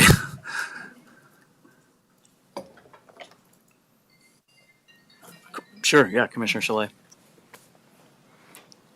So your intention is to meet the restroom requirement, which is going to be costly. This process is costly, right? Yes. And so, correct me if I'm wrong, but we're trying to make sure that we're checking all the boxes so that if somebody shows up and says, Fort Collins Soccer Club, here's $50 million, then you can literally do all the things that you planned out to do without having to come back here again, just the administrative part of site plan reviews, correct? Yes, that would be correct. Okay. Which that site plan, that's where they're going to get into all the technical detail. That this is kind of more of an overall, right, a high-level development plan. Right. I was just making sure that that's the intention here. And so rather than getting bogged down in a lot of those details, I think we've expressed how much we care about making sure that there's adequate restrooms, but that there's portable restrooms for the time being. I'd encourage hand washing stations if you don't already have them. But aside from that, I think it looks like a well thought out plan, and I think you guys are really trying to meet the spirit of what was originally agreed upon but updated now. And unless I'm missing something, I just want to thank you for what you're trying to do for the kids and for you donating your time to this cause. Thank you. Yeah, I think it's really fortunate that you guys are coming to the table with these plans, because it gives us an opportunity to clean all this up, and I applaud your efforts and staff's effort on doing that. I'm sure it wasn't really easy, and you mentioned you're volunteering your time. It's probably pretty convenient that the soccer club has a land planner on, that's participant there, and I think that, there's been a lot of effort that was put forth in this, and to me, it seems like a really great deal to kind of clean that up. Obviously, there's a lot of kind of future challenges and ambition, but like you said, I mean, that's probably in particular for a nonprofit, you have to have those ambitions and get people excited. That's how you get people to donate. You can't, if all you talked about was problems and the stair-step challenges, I think nobody would ever want to kind of donate. So you have to have that big picture vision, and I think you guys did a good job. So, thank you. I thank the board too and the director. They're very keen to get this right moving forward. Great. Thanks. Mr. Chair, if Yeah. I may, I just wanted to circle back to a question that Commissioner Slutsky had on the well. Yeah. Just to clarify. So thank you, Leah. She did some research in the background for me. She found the existing well permit through the State Division of Water Resources, and it looked like they changed domestic well use to irrigation only in 2006. So probably when this came through in the 90s, they had the hope of using it for drinking and irrigation water, and it's possible that Elko was not available at the time. I just wanted to clarify that for you. Great. Yeah. Thank you.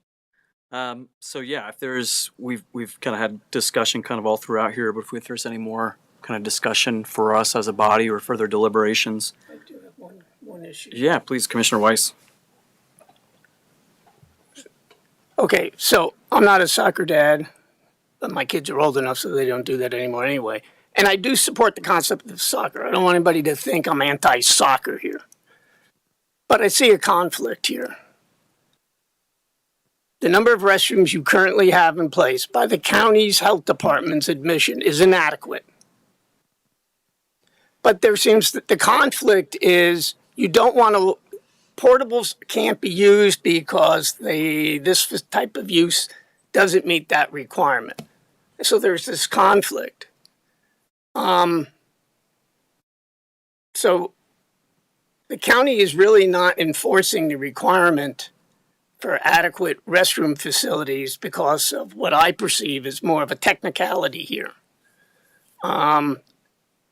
I can't support this as it sits because you're giving them 3 years to put in additional restrooms. In that, I support that concept, but in that interim, the county should allow them to put in additional porta potties to cover that period of time, so at least there's enough facilities to meet the demand. I can support that, but minus that, I have a problem because you're basically out of compliance. And yeah, maybe some clarification there. I kind of assume that they're all along have been, providing as many porta potties as they felt appropriate, and it's kind of been overlooked. But yeah, please, Leah, if you could. And the health department didn't have a tracking system, and no one knew who was responsible for following up on this. And we assumed that site plan would have been followed through, and at that time you could catch a lot of this. They have about 20 portable restrooms on site that they move around the field that is technically adequate for, if you were looking at plumbing code is what sets the number of fixtures required for the number of people. They have adequate fixtures for a number of people. It's the wastewater system that I only have, for plumbed restrooms, we only have 400 people accounted for. So in this meantime, the health department is allowing the temporary continued use of the 20 portable toilets that are on site to accommodate the necessary fixtures that would be required. But the waste is being pumped right now and removed off site. So we don't really have the environmental concerns as long as that's being continually addressed properly. So I hope that kind of helped. I mean, they do have enough fixtures for serving their population. Oh, okay. My misunderstanding. Thank you. Yeah, any other comments or discussion here? I guess for me, again, I see it as a nice cleanup action for something that maybe has been overlooked for a period of time, and now they'll have they're going to continue to have the porta potties on site and level of service as they have, which I don't have any personal experiences on any of that, so I don't have any personal comments on that. But continue to have the same level of service that they've had, but now we have a clock that's going to start, and they'll then need to submit a site plan review, and as part of that site plan review, come into compliance with at least kind of the restrooms, I think, that were committed previously, so they're no longer using the porta-johns, and then some improvement on the parking side, and then some really lofty goals in the future, I guess, is kind of how I see it. So, and if there is no more discussion, I would entertain a motion. And I think there is a suggested motion. Would you like me to pull my slide back up for you? Yeah, if you would. Yep.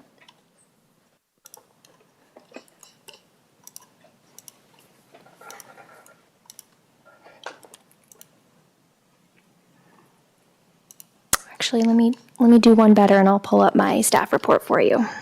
It's page 22 if anyone's got their packet handy. Okay. I've got it. I move that the Planning Commission recommend approval of the Fort Collins Soccer Club amended special review file number 23 zone 3422 to the Board of County Commissioners, subject to the conditions as outlined in the packet. Second. Motion and a second. Roll call, please. Commissioner King, Yes. Duffy, Yes. Slutsky, Yes. Wise, Yes. Barrick, Yes. Cassidy, Yes. Chalet, Yes. Eggleston, Yes. Chair Rowe. Yes. And with that recommendation approved. So next we'll move to our first, I guess, formal discussion item. No, I guess second for the evening. But it's a new cell tower at 520 Isaac Lane, special review, file number 23 WCF 0107. Is there a staff report?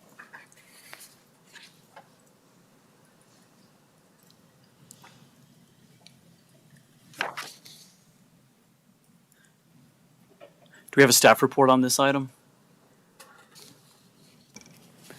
Oh, yeah, we do have a presentation. I'm getting it up right now. Oh, great. Thank you. And Ms. Axmeyer, is there just an update in terms of was the applicant able to make it, or are they still? Yes, They're here. they have Okay, arrived. great. Thank you. Good evening, commissioners and members of the public. Before I get started, I'll kind of give some background and update on this. This was a project that was first heard back in February. And so it was due to some lack of detail and clarity on some information regarding the height of the cell tower. It was decided that it was tabled so the applicant could then produce those documents and get that necessary information. And so now it's been tabled till this hearing. And so we're kind of redoing it with that included information, which I believe it should have been included in my staff report. There was an additional document included that wasn't part of the original submittal. And so, yeah.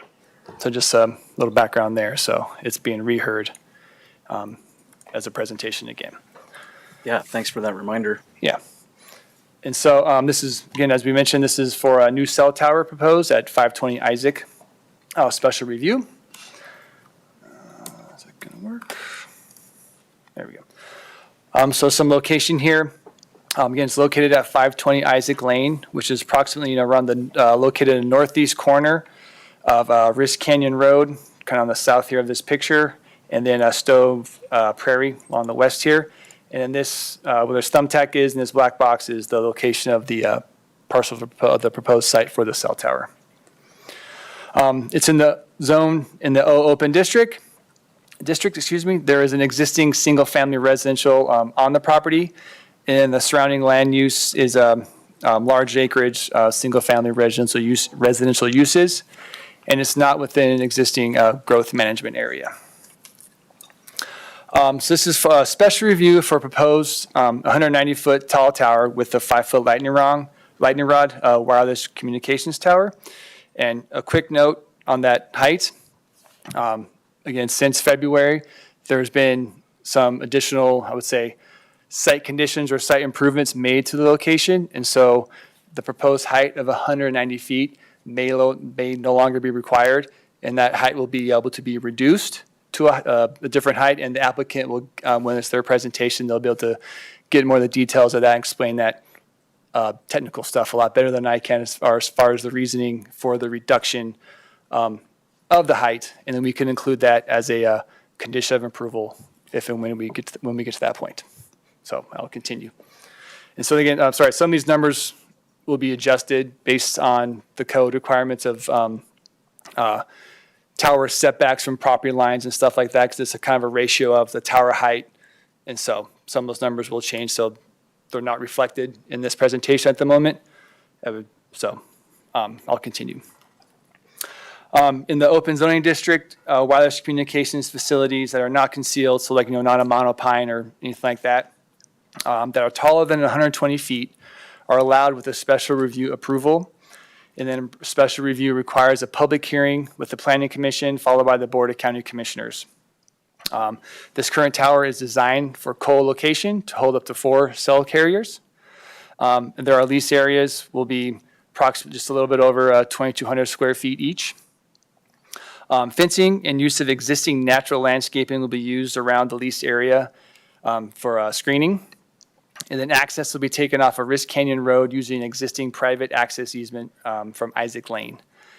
And then the proposed tower would be located approximately 455 feet to just over 900 feet from the nearest residential uses, where 380 feet is required. And then it'll also be located approximately half a mile from the nearest right-of-way, where per the code, 190 feet is required. And here's a rough site plan. So here is Isaac Lane, and then there's will be a new access easement here with a turnaround and then access to the cell tower site. And this will be the location of this triangle is the location of the tower. And then these are like the individual lease areas for different cell carriers.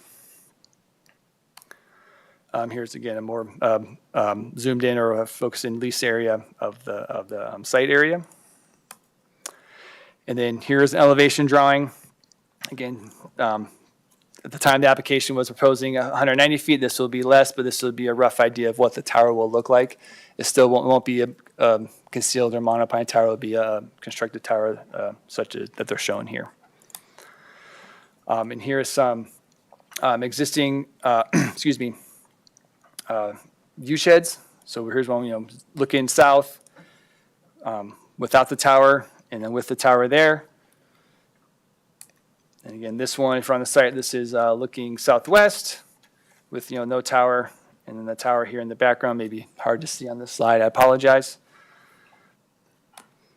And then this is an image from the updated application materials that they sent. It's a piece of this it's an image showing the profile here where there's an existing cell tower at Buckhorn Tower to the southeast roughly. And so this is showing that in order to, reach those towers and to better serve the area with the cell tower, that this tower needs to be a certain amount of feet. So this is it's an image from that more detailed document explaining more of the reasoning behind the proposed height. And then the referral agency comments. The application was sent to multiple referral agencies for review. Comments were received from the following agencies. So we had co-compliance, building, engineering, health, and then our emergency services wildfire department. Those agencies had no concerns with the proposal. Conditions of approval are included to require the access road to meet the Larimer County rural area standards and access requirements from Poudre Fire. And then no comments were received from Larimer County right-of-way permitting and the Risk Canyon Volunteer Fire Department. Neighbor notices were sent to 10 property owners, and I received no written comments of issues or concerns. And then in reviewing, there's a general review criteria we have with all our applications. And so there's items listed here, there's 1 through 5, which are detailed more in my staff report. And so if you have any questions, we can go back and discuss those. And then as part of the conditions, there are several of these first 5 are some more general ones that we have with all our cell tower applications. It's just that, if a development agreement is needed or not, the FNR shall stay with the property, not the property owner. So if they sell the property, the conditions approved here, or if they're approved, still run with the property, not the property owner. And that the owner is responsible for obtaining all required permits, and then that the special review will automatically expire without a public hearing if the use is not commenced within 3 years of the approval. And then there's a couple additional ones, as I mentioned, as requested from referral agencies. And one is that from the engineering department, that the access meets the rural area access standards, and then that the 20-foot wide access utility easement, which is that easement from Isaac Lane up to the facility itself, that the easement for that will need to be recorded by a separate document prior to final approval of the special review. So we'll need to see confirmation that that easement has been there before staff will give final sign off on site plan and construction documents. And with that, the development service team feels that the request meets the special review criteria and that the applicant satisfies the recommended conditions of approval. And then I have the suggested motion there as well. And so with that, I will take any questions from staff. And as I mentioned, the applicant is here as well to give an update on the tower height and then answer any questions you may have. Yeah, questions of staff. And I recall from our previous time that we discussed this item, one of the questions was on access. And so is I remember I think the applicant, I think it was his property actually. Is there not another property that this crosses, or what? Could you maybe remind me what our concern was there, or if it's resolved by what you just said in terms of your condition of requiring an access easement be recorded? Right, from my recall, I think the applicant can mention this as well. But I believe Isaac Lane, for all that, is a private easement. It's not a, then the word's escaping me now, non-exclusive access. So it's not like, only this property owner or these two lots can access it. It's a non-exclusive private easement. And if that, I don't know if engineering has more explanation or more detail on that, I'd let them answer that. But yes, other folks can use it and access that as well, from my understanding. Okay. Oh, yeah. Commissioner Duffy.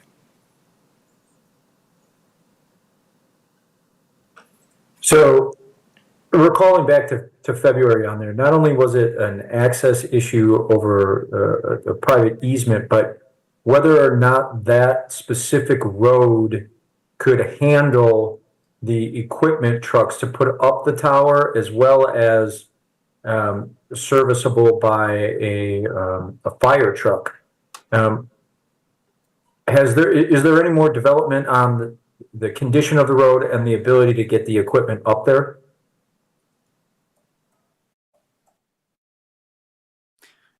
We might ask that of the applicant when they're doing their presentation. I think that would be something they might be better able to respond to. Yeah, either the applicant or if engineering has a comment on that, yeah. David Pringle with Larimer County Engineering, and we'll refer to the applicant because since it is a private road, the county doesn't regulate or can't really enforce our restrictions or codes on a private road. Okay.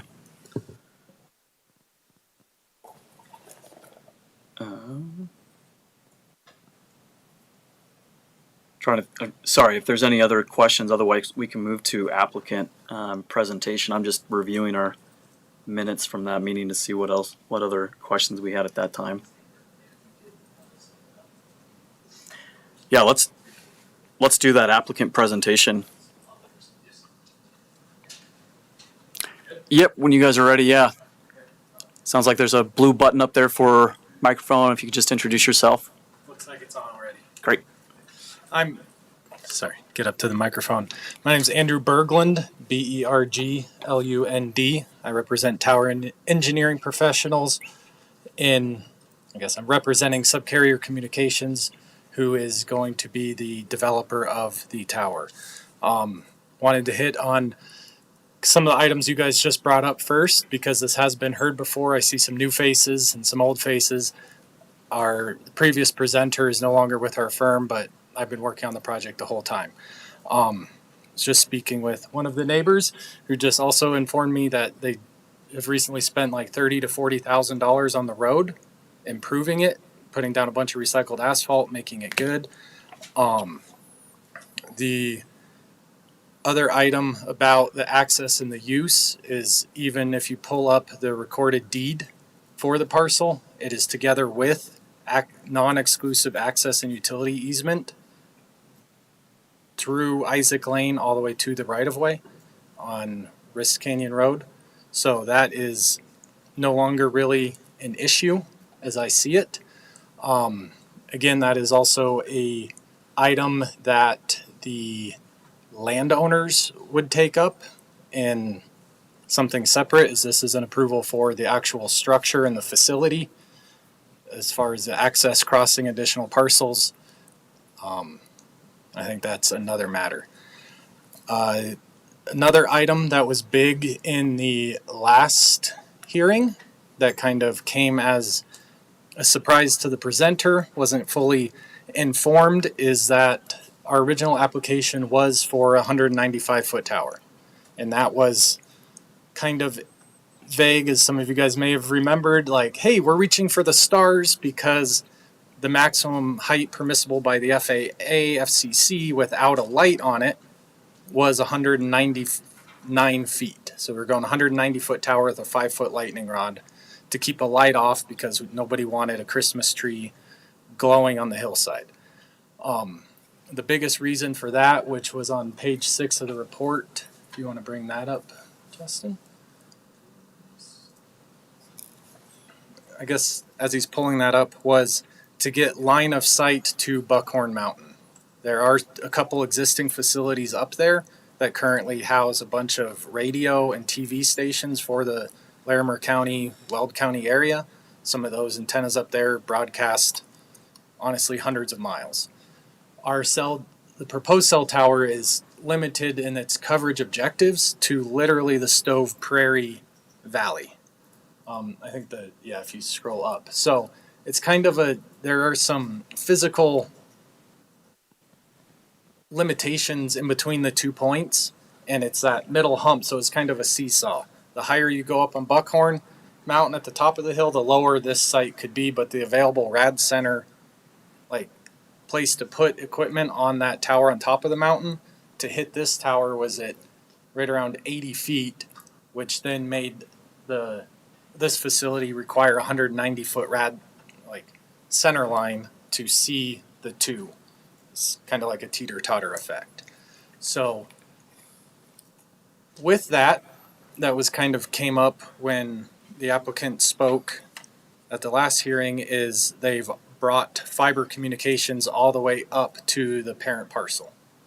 So the whole need of a 190 feet tower and the proof that this report was kind of waiting on to get here is now not null and void. It's still a physical limitation, but now we can provide the connectivity to the rest of the world for the potential carriers that are going on this facility through the fiber optics, and we don't have to see the top of Buckhorn. So hence why Justin brought up the fact that we no longer have to seek and looking at a 190-foot tower. We can reduce that. Right now we're looking at, and I was hoping to be able to bring to you guys today, a signed letter of intent from a carrier, because they've been in negotiations, they want to be here, they have every right to, and literally subcarrier's been on the phone all day today trying to pull strings to get an executed copy of that to you, because I know an email, just voicemail isn't there. So we wanted to bring, but that wasn't able to get done this afternoon. So it's something that is probably by Friday we'll have that. So that's something that is forthcoming. This isn't a pipe dream anymore of, hey, or a spec tower type spec home where you build it and then sell it without somebody in mind. Like, we are building with a purpose. The tower erected doesn't do the tower owner any good. He's investing probably $500,000 into erecting the facility, not to mention the infrastructure they've already put in. So they have no intent of building something for it to sit and be an eyesore. Like, if we're going to build it, we want to provide communication to the Stove Prairie Valley. And some of those big points are, in general, I've been through a lot of these hearings. We're trying to provide improved communication to the residents and the constituents of the county. In this case, Stove Prairie Valley has no communication. So we're trying to get some sort of service there. We're looking at the safety. If your nephew, daughter, son got in a car accident, like slid off the road in a snowstorm, right now in that area, your only hope is to climb out of the car and flag somebody down. You might not be seen, etc. So we're really just trying to provide coverage in the area, which is usually our second point of trying to provide coverage that has none. This is the whole entire valley doesn't have any. And then lastly is providing a location that can be co-located on and condense the facility. I understand a comment came up last time of, hey, what's to stop this from becoming a tower farm, where there's 6 towers all in a cluster, kind of what is currently on the top of like Buckhorn Mountain. There's several towers there, but they are all being fully utilized to their extent. There's multiple carriers, radio stations, TV. There's a lot of stuff on there providing infrastructure to the community. This, as part of the lease negotiations, is limited to a single facility. There cannot be, as a private agreement, the landowner cannot seek, or future landowners seek, like, hey, another tower company come build a tower here. I already got one approved. Let's do another one. Let's do another one. It's limited to one, and hence why we're building it for the 4 major carriers like AT&T, Verizon, T-Mobile, and Dish, Boost Network, whatever they're called today.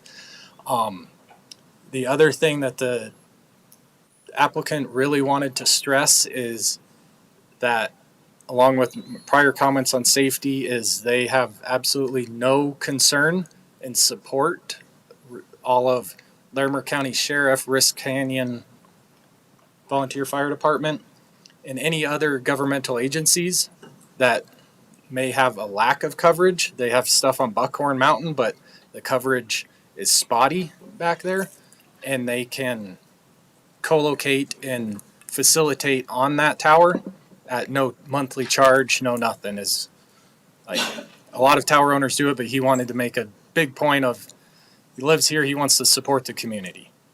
This isn't a money grab or anything of that nature.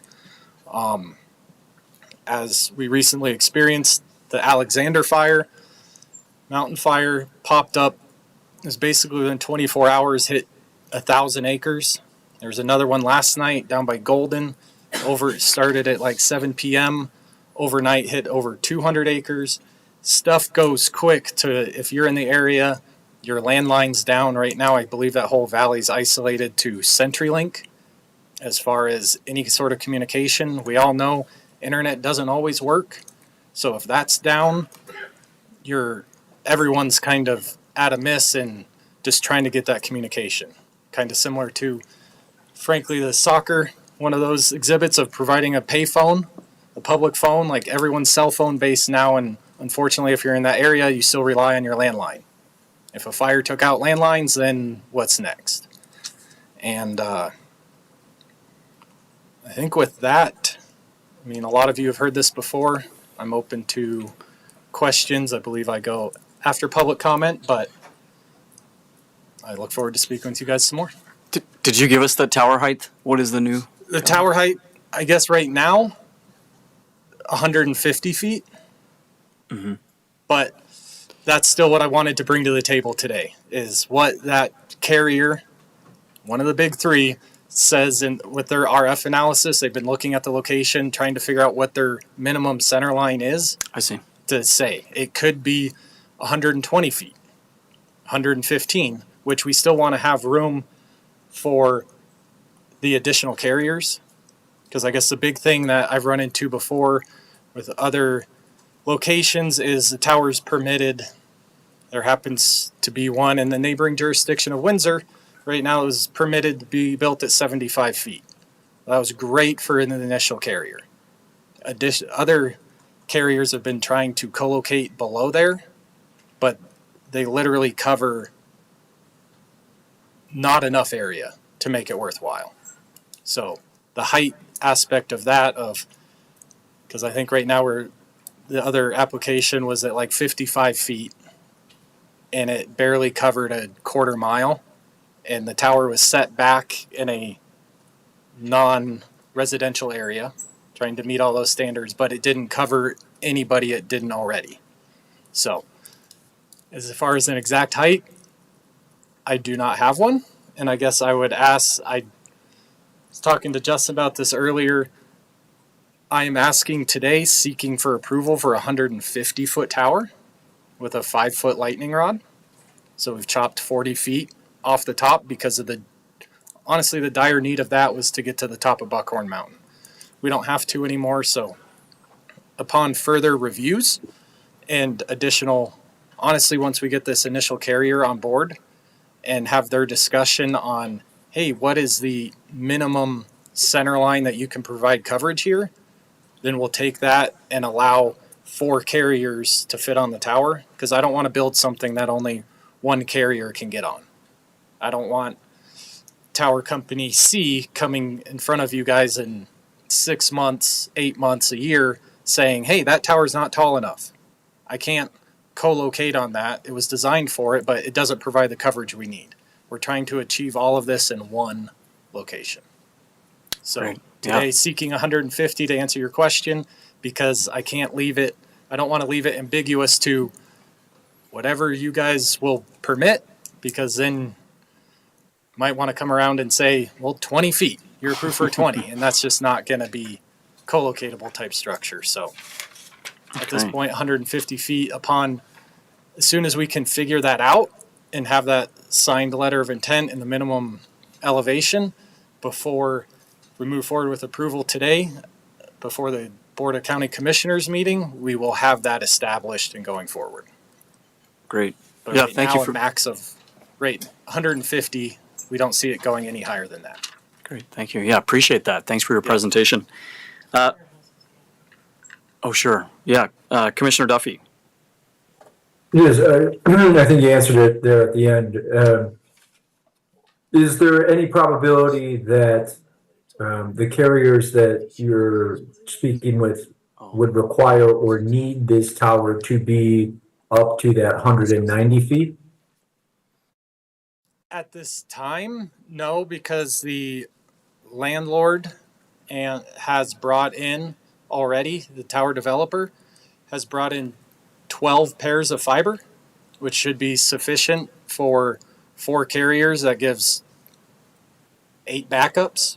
So there shouldn't be a need for that additional height going forward in the future, just to hit the facilities at the top of the mountain, which already do have either fiber up there and or on top of Buckhorn Mountain, you have a clear view of the entire Front Range. I'm sure on some days you can see DIA from up there.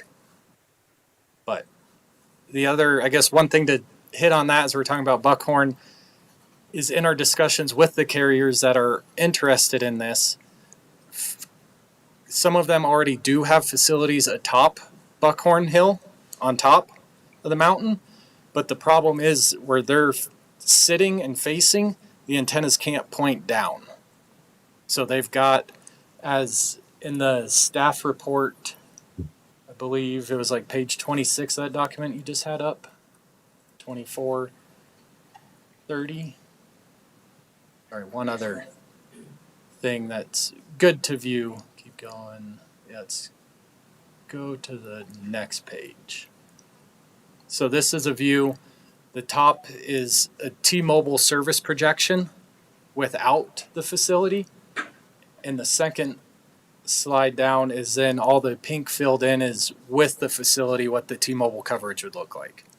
It's not. And that projection is with a 150-foot tower? That projection as done in this report is at 190 feet.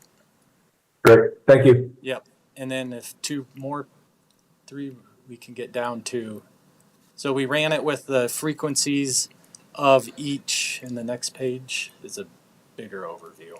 This is AT&T, it's blue, but shows that there is, I bet AT&T has facilities atop Buckhorn Mountain, but as you can see, the dark blue in the top is where AT&T coverage currently is, and with the proposed facility, we can fill in the entire a good chunk of that Stove Prairie Valley and up the backside of Risk Canyon Road. And then I think the last one, we passed it. This is then the Verizon, the red projection. They have they're probably up atop Buckhorn as well. They have decent coverage, but still if you zoom in and look in your staff reports, there is no coverage along the road, which is, I think, the following slide.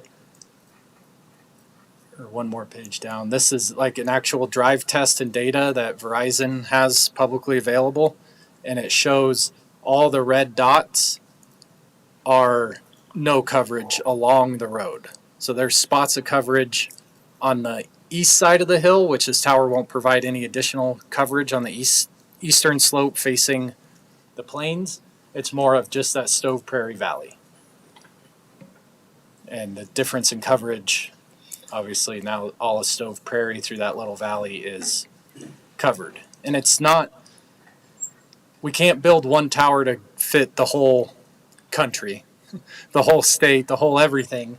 But I know in Fort Collins locally, there's been a big influx of small cell installations. I don't know if you've seen like green or black poles with a bigger top. They're like every third block. They're all over town now, just trying to provide that enhanced coverage everywhere, which is needed in more of a city location. Up here, we don't want to put an antenna. They'd be on every like fifth light telephone pole, and it's just doesn't cover the rural area aspect of it. So, trying to hit as much as we can with one facility that can hold everyone. Great, thank you. Yeah, thanks for your presentation. Yep. Thanks for all those visuals. Those are really helpful. Let's go ahead and open the public hearing and take public comment. Is there? Mr. Chairman, can Yeah. I interject for a minute? Sure. When we originally heard this item back in February, we both opened and closed public comment. Oh, great. So the advice would be to not reopen public comment from staff. However, that is up to the prerogative of the Planning Commission and you as chair. Well, we do have, it does look like we've got at least one participant from the public, and I think I, for one, would be interested in hearing from that person. So let's go ahead and do that, just since he's made the journey. So we'll, so it looks like we've got somebody in the room who'd like to speak, and then also maybe same question online, just kind of get prepared. And sir, yeah, come on up to the microphone and just introduce yourself and where you live. Looks like we've got two people. Great, thank you. Okay, my name is Brandon Walker, and I've lived up on Isaac Lane here for almost 20 years. So I am well versed with all the wildfires and everything else that come through there. And then on that other end of it all, you don't get any sort of notice until it's already upon you. And in the High Park fire, I was displaced, almost a year out of my home. So trying to get that information to the people faster and more efficient, I think that's a responsibility of the county, regardless of how anybody really has any concerns about it. On that other end, you try to call the sheriff, you're outside, a tree falls on you, you cut your leg with a chainsaw, you're trying to make your way back to the house, you could bleed out. Instead of, being able to call and say, well, this is my problem, can you get up to me faster? Otherwise, you're just kind of left out on your own. Just like Cassidy said on, his family of 10 at the soccer field. The cell phone coverage is very important. But then again, if you don't have that, it's a luxury that everybody just kind of takes for granted. So on this other end, I think it's on the county's responsibility to the citizens of rural communities to actually be able to provide that to the, the public. I mean, it's our choice to live there, yes, but then again, that ease of access to, everything else, emergency services is kind of on the, I see it on the side of the county. So that's just kind of what my main take of this on the going way is. Regardless of height, it's going to progress, our community in the right direction. And then 5 years down the road, does this come back up? Does this, keep coming back up until it's finally met? Or do you want to just get it done with and somewhat have that better connection and have that access for the community? Speaking of which, Stove Prairie Ranch down the way, I've seen that evacuated many a times for flood reasons, for fire reasons, and everything else. And that's hundreds of people. So, and they come in on buses. That road will get really jammed up. If it's really comes down to that emergency. So as an eyesore, I don't see it as an eyesore. I see it as progress in the right direction for the community. And on that, I'm just going to keep it short and simple. So I appreciate you guys. Thank you. Thanks for your comment. Appreciate it. You, sir, please next. And name and address. Thank you. Yes, my name is Doug Smith, and I live in the property just north of the proposed site. It's 4402 Stove Prairie Road. And I appreciate the update. My big concern was the height of the tower and nav lights on it, if that's what was going to happen. I have right now basically black sky at night. There are no artificial lights visible whatsoever. This tower will be directly south of me, and at 190 feet, I think I will see it, kind of like a big finger in the sky. I did respond. I sent an email back in April after the March meeting. I was here. I hadn't heard any updates till now, so I was surprised that it was still in play. Again, I appreciate the dropping the tower, but I am concerned about the night sky, and it will have an impact on my property value. Right now, I can do the stargazing, and I've had the property in our family for about 35, 40 years now. So I'd like to maintain that to the extent we can. Great. Yeah, thank you for your comment. Appreciate it. Ms. Axmaker, do we have anybody online who'd like to comment? We do have participants online who would like to comment. Oh, great. Yeah. Great. As a reminder to anyone else online, if you would like to make comment or speak, please use the raise hand function now. We'll begin with Joseph Dvorak, followed by Matt Lee. Joseph, you should be able to unmute yourself.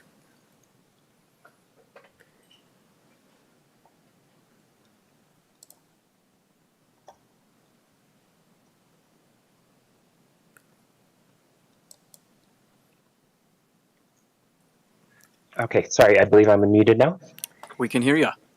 All right, my name is Joseph Dvorak, Josef. Dvorak is spelled like Delta Victor Oscar Romeo Alpha Kite.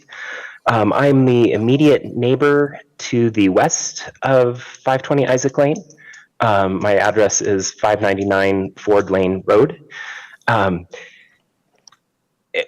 I appreciate the goal for, again, improving cell phone coverage in this area, especially, I mean, the largest population that would benefit from the cell phone tower is going to be, gatherings at Stove Prairie Elementary, the teachers, parents, or a wedding at Stove Prairie Ranch. That's when the largest number of people would be within the coverage area of this proposed tower. One of the things I want to highlight here is the proposed location of the tower is already 400 feet above the valley floor. So a 50-foot cell phone tower, if you will, would have an apparent height, from Stove Prairie Ranch or Stove Prairie Elementary School of 450 feet. So it's something very different with the highly varied topography that we're talking about here. One of the things I really wanted to highlight, Larimer Land Use Code 9.6.2.A.2 states that, quote, all applications for towers shall demonstrate that other alternative design options, such as using base stations or alternative tower structures, are not viable options as determined by the county. I believe this application is incomplete because it has not demonstrated, any other alternative design options. A 50-foot tall monopine tower, would that be a viable option? I really appreciate the cell phone coverage maps that were included in the attachment F that was added to the agenda for tonight. In that section of the cell coverage maps, the height of the tower for those coverage maps was assumed at 190 feet. There was no demonstration in that document showing, well, what's the incremental coverage improvement of a tower at 50 feet versus 75 feet versus 100 feet. The one data point that we have, and I do appreciate those maps showing the coverage, but again, would we have adequate coverage from a 50-foot cell phone tower? The application doesn't include that, demonstrating any other alternative design options.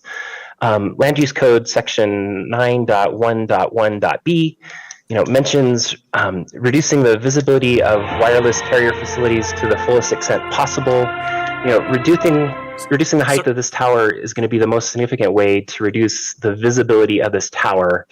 So again, I would encourage the board to, put in stipulations on. Thank you for your comment, sir. Yeah, if you have one final point, if you could just wrap it up. We've limited everybody to 3 minutes, and you're past your time at this point. Yeah. So again, alternative structures, or truly demonstrating what is necessary for the cell phone coverage that this tower is aiming to provide, rather than just assuming 190 feet. Thank you, sir. Appreciate it.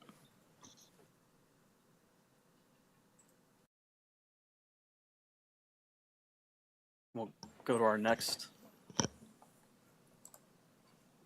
Matt Lee, you should be able to unmute yourself and start speaking. Okay, hello. My name is Matt Lee, L-E-E. I own the property there, which Isaac Lane goes through. I was at the last meeting also. 4014 is the property I own up there. And one of my big problems is having extra people going up and through that land. You know, people working on the tower. I know construction phases kind of comes and goes, but just having extra people to worry about going up through the land. And I kind of want to know where the easement would be through there, through my land. The fiber optics are going to go through there, or they're already in there already. But I was kind of hoping somebody could speak to the fact of the easement, and I haven't signed an easement or nothing to allow, you know, commerce through there. And, you know, it's not a utility easement in my eyes because, you know, utility easement's kind of like phone, cable, power. And I think that's kind of what they're using, but it's obviously a business. It's going to make money. So, you know, that's my kind of concern there. And he did speak to the point that just one tower is going to be up there. That's nice. And, you know, definitely an eyesore, property taxes or property values and everything going down also. So I was kind of hoping they could speak to the easement. And if you guys could verify that was a legal easement, just using the, I guess, the fact that it's a utility. So that's all I got. Thanks. Yeah, we appreciate your comments. Thank you.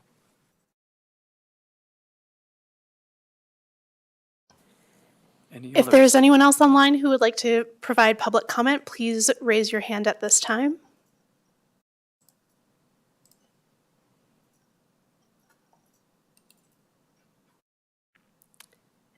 There are no hands raised. Okay, great. Well, a few comments and questions there. If the applicant wouldn't mind just kind of coming back up, and we could address at least some of those. I took some notes. I don't know if you did the same. Sorry, I tried to take some notes, but if Sure. you have some, if you could remind me of them. I'll start off with some of Mr. Lee's comments. Sure. As far as the existing easement going through the property, the easement discussed brought forth with Planner Curry is really from Isaac Lane, the existing drive up to the tower facility. That is what still needs to be recorded. And that's an access easement. Yeah, that's an access utility easement. Access from and utilities. Isaac Drive up to the facility. That's all on the parent parcel. As far as between the parent parcel and Wrist Canyon Road, that is an existing non-exclusive access and utility easement that was put in place before Mr. Horn bought the current existing parcel, because that came recorded with his deed when he purchased the property. It was together with that non-exclusive access and utility easement from along Isaac Lane to Wrist Canyon. I forgot, I didn't write down the reception number, but it is found recorded on Larimer County's giant database. So that was one thing. The extra folks, traffic driving along Isaac Lane, which Isaac Lane on the map currently serves, it's a private right-of-way, kind of private road as engineering has stated, but it serves two different parcels. Both Mr. Henry and the property that the tower is going to sit on. So that road, because those two parcels are landlocked, so they have that access right to get back to public, otherwise they'd be landlocked. As far as general tower traffic, once the facility is constructed and it's back into normal use, they are typically visited quarterly. So if we have, for maintenance, make sure everything's good, they get once a quarter kind of visit. So one carrier, that's 4 trips per year. If we have 4 carriers, that's 16 visits in total per year. So if we're looking at Mr. Horn and Brandon and their families driving up and down, they probably do 4 to 5 trips per day. We're looking at 16 trips per year. That's on average once it's in motion. Yes, construction, just like building a house, everything else does have much higher daily volume, but usually those are crews of 5 or 6 guys that are one truck. The biggest traffic day you'll probably ever see on that road off of Risk Canyon is pouring the foundation, when you'll probably have in a tower this size probably 6 to 7 concrete trucks. So nothing more than a residential home construction. But construction on a cell tower like this, probably total duration is about 40 days from groundbreaking to steel in the air. And then the carriers, as they come on board, they're usually a 4 to 5 day installation to hang their antennas, install their equipment. So it's a relatively quick process. I know we have some crews doing some stuff in Montana right now. They are building out full sites every 7 days. And that's a full co-location. They show up, 7 days later, they're gone. And that's one truck, one trailer, one set of guys. So as far as increased traffic isn't going to be too much. And so following construction, there's a restoration effort in terms of the road and any sort of utility installation you guys are. Right. Yeah. Yeah. So utilities, I guess there's fiber already along that existing access and utility drive up to the parent parcel. We've been working with PVREA on getting electricity up to the tower. So we'll do that once. There's already overhead lines feeding that parcel, our parent parcel, served with an overhead transformer, and our plans with them are to go underground in the proposed road from there all the way up to the site. So no new power poles, above ground infrastructure. Honestly, a lot of overhead power is being replaced underground anyways due to our continued aging fire danger. So we're not going to continue anything in that nature. Just trying to think other questions. Will there be a light on the tower? There will not be a light on the tower. So once it's constructed, night sky will ensue. Correct. Okay. And there shouldn't be any nighttime activities. I've climbed towers. I don't climb towers at night. It's not safe. Nobody should be up there at night. It should be dark. Even the equipment that's on the ground, whenever that's installed, is if there is a light bulb so the technician can see in the cabinet, it's inside the cabinet. So when the cabinet door shuts, it closes, kind of like your refrigerator. And any other outdoor lights that do get installed on a platform are always on a timer, because it's the last thing is the network operations center for the tower or the carriers. There will be a big sign probably at the bottom of the road, not a big sign, probably 12 by 16 sign that just says subcarrier facility with a 24-hour phone number on it, that if there is a light, if there's something going on, anybody can call and say, hey, if they have service at the Bellevue Tower, they will have service if the tower's there, but can call and report something going on. And that's the last thing any of them ever want, is to have to deploy a technician again to go turn a light off. So everything's always installed on timers, like a fan timer in a bathroom, 15 minutes, and it turns on and it automatically turns off, because we all know we're forgetful at times. So there won't be any lights. Great. Well, thank you. Does that cover, I believe? I think so. There was some conversation on alternatives and. And then I guess there was one thing I guess I would like to, and I feel can be supported, is the coverage maps. It was mentioned by one of our online speakers that it is only at 190 feet. And I admit that, and I would like to see as well, and can get that in motion now, of what it looks like at 80 feet or 120 at 150. What are those different coverage objectives for the minimum center line? So, and it doesn't do anyone any good to say we put up that aforementioned 20-foot tower where we can only fit one carrier, and it only can see the intersection of the two roads meet. It misses Stove Prairie School, the ranch, misses a lot of that. So we want to look and find that happy medium, which is what I guess I presented before. I'm looking for now, instead of 190, 150 foot steel structure, But if the carriers come back and there's a minimum center line of 80 feet that covers the whole valley, and we put the 3 other carriers on there so it's still co-locatable, and that gets us, if we have one at 80, 90, 100, 110, they're usually on 10-foot center lines, then we could cap it off at 115 feet, which I think is very reasonable. The tower applicant doesn't want to spend the money, the infrastructure on a 190-foot tower that was originally there if he doesn't have to. Like, if he can buy an 80-foot tower and it meets all 4 carriers' objectives, it provides coverage to the valley for the constituents of the county, and he can save $80,000, he'll take that all day long. I mean, that's might be more than that save. I know they've spent already close to $200,000 bringing in the fiber to avoid the extra height of Buckhorn. So I know from your stance, it's not your money, it's their money, and they need to do what they need to do, but they don't want to build something that if you get the same coverage at 190 as you do at 120, there's no point in going higher.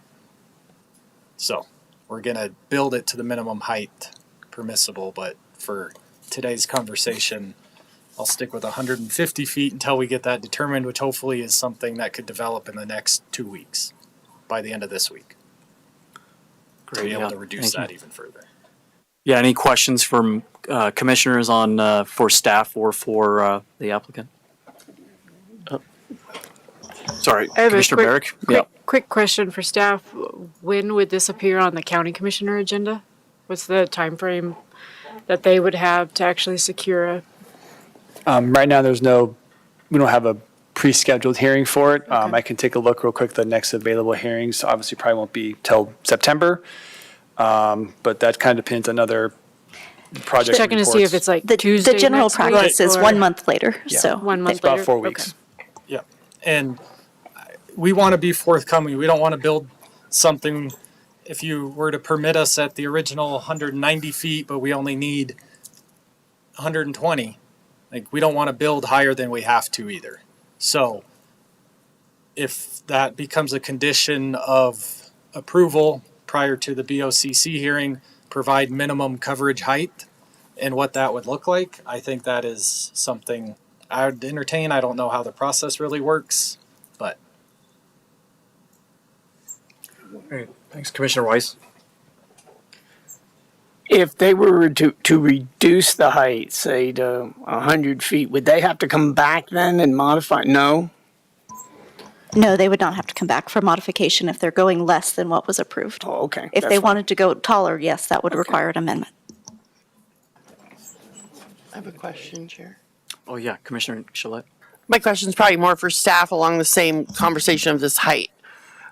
Rather than saying 150 feet, is it possible for us to approve it upon the, like, conditionally, right? With the applicant providing what the carrier's minimum coverage area height is, and then tacking on the extra 30 feet for the possibility of a total of 4 providers, right? And setting the height at that rather than 100 with a max, and say instead a maximum of 155 feet.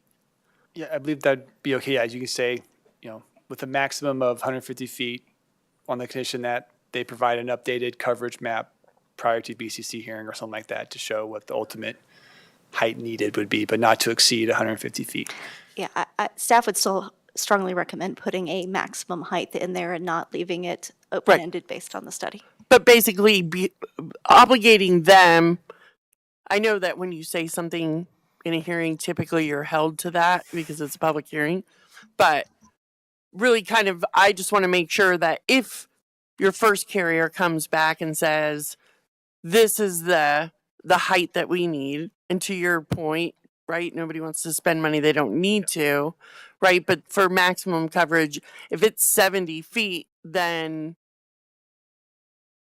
I would like for you to be held to that 30 plus the 5 extra feet above that, right? So that you're not like, well, we can go to 150 feet, so now we're going to stack everybody and their mother on here. if that makes sense. Yeah. No, and from the applicant's standpoint, I accept that. Staff is. I think that's a willing good to show write of that. faith Yeah. for the neighbors there that are concerned about their property values and all of that. I think that that's an important consideration. Yes. That's all I got.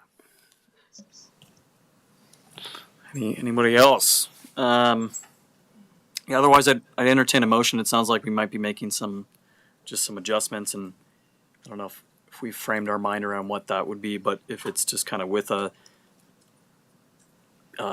to be determined maximum height, obviously that could get developed between now and when it goes to the commissioners for their actual review and approval. Oh, and it's on 335. Oh, no, sorry. 343.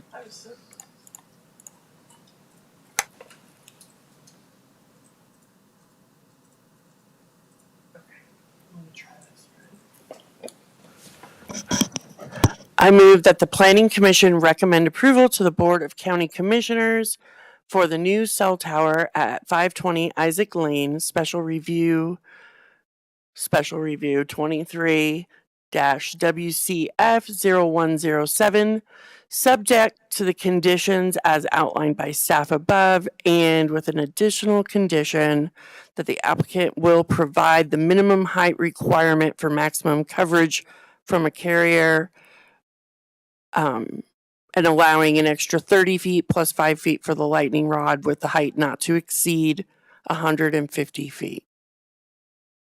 And should that be the minimum or maximum? Maximum not to exceed 150 feet. Isn't that what I said? Not to exceed would be the same. Well, it's been clarified now. Okay. Okay. I'll second it. Yeah. I'm confused now. I thought that the purpose of the condition would be to require the builder to submit an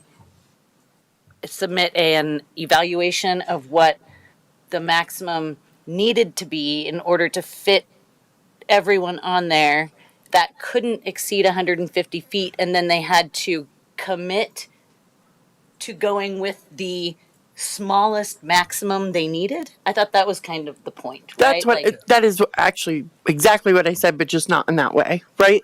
So I said the condition I added was that the applicant has to provide the county with the the minimum height required for maximum coverage from their initial carrier that they have, and then from that, and only an additional 35 feet can be added to that height. So if And the 35 feet was for what? because they have to be stacked at 10 feet high. So if their initial carrier, who is going to be on this tower, comes back and says they need 70 feet, then the other three carriers would be at 80, 90, and 100. Because if the minimum viable height was 70, and then we offered to the other carriers to go at 60, 50, 40, those elevations wouldn't provide the adequate coverage.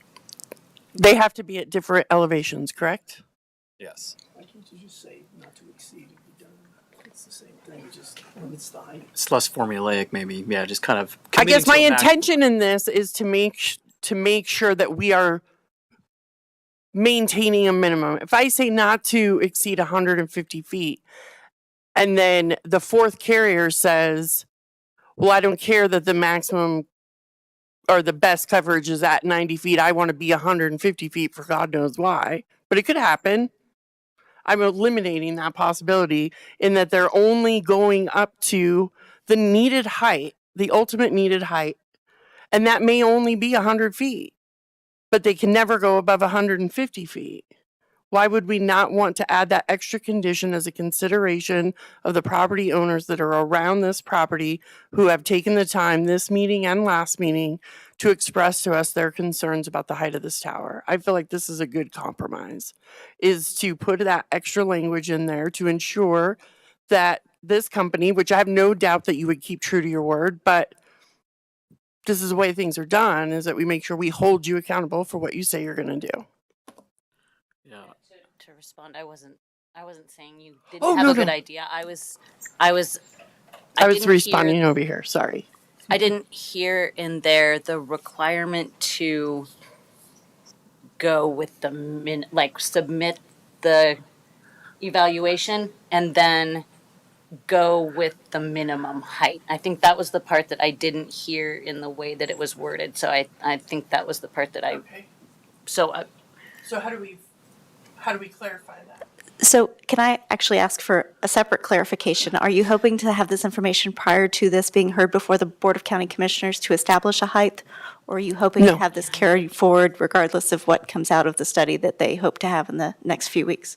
Well, good question. Yeah, and maybe we could ask that question of the applicant. Is it reasonable in the next, we just determined maybe it'll be a month before this shows up for the commissioner's review? I'm sure there's a submittal time prior to that, but will that give you an opportunity to commit to that height? And I feel like it could be, I don't want to add more conditions or complicate the process, but that we have to provide, it's the applicant's responsibility to provide that before it can be presented to the BOCC.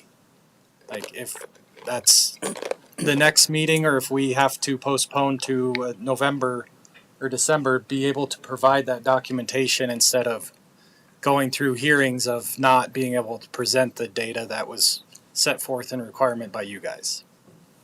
Sounds good. Like I want to honor this commitment to get that done, and I feel like that's reasonable. Sounds good. I think it can be honestly done, and if the next hearing is a month from today, it should be not a problem to have that done. Okay. Yeah, that sounds good.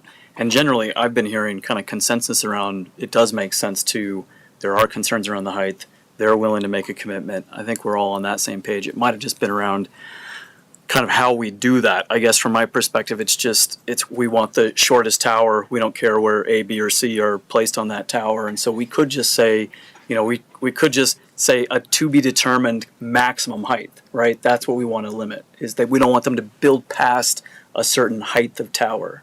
That's ultimately what they're committing to, I think.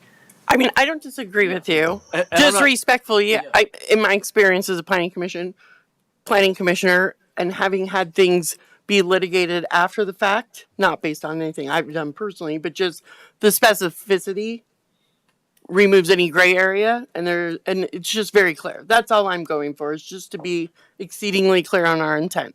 But whatever everybody thinks is best, I am willing to acquiesce to. And to be clear, I'm fine with either scenario. I think ultimately, as long as this is resolved by the time it gets to the Board of County Commissioners for their, land use review, ours is a referral anyway. I mean, it's a recommendation, right? So it seems like I think we've really done a good job of underscoring kind of that height in this conversation, and I think it'll be brought forward as a condition. So I think we've accomplished that goal. But I'm willing to entertain. I just was trying to resolve some of the questions on the actual motion. So Ms. Axmonger, would it be appropriate then to say as an added condition that the applicant must submit the height study prior to their hearing with the Board of County Commissioners? You certainly could add that condition, or maybe my suggestion might be the tower can be no higher than 150 feet maximum unless the study provided by the applicant shows that it's feasible to have a shorter tower, in which case that should be the maximum height. I like that. That works for me. Okay. Second. Call that a friendly amendment, and you want to just do I have to redo the motion then? You can clarify that the motion includes the conditions suggested with staff discussion. Okay, so I would amend the motion to include the additional condition as staff suggested. Okay, and I'll second that. Okay, so motion seconded. Roll call, Ms. Scrutchins. Commissioner Barrick, Yes. Slutsky, Oh, yeah. Eggleston, Yes. Chalet, Yes. Duffy, Yes. King, yes. Cassidy, Yes. Wise, Yes. Chair Rowe. Yes. So motion carried. So next, I think we're moving on, and thank you. Yeah, we Thank you appreciate your guys for all your presentation. time and effort on this. I appreciate it. Yeah, thank you. Yeah, thanks for coming back. Reports from staff. So I just wanted to give a last opportunity for any planning commissioners that wish to attend the state APA planning conference to please let me know.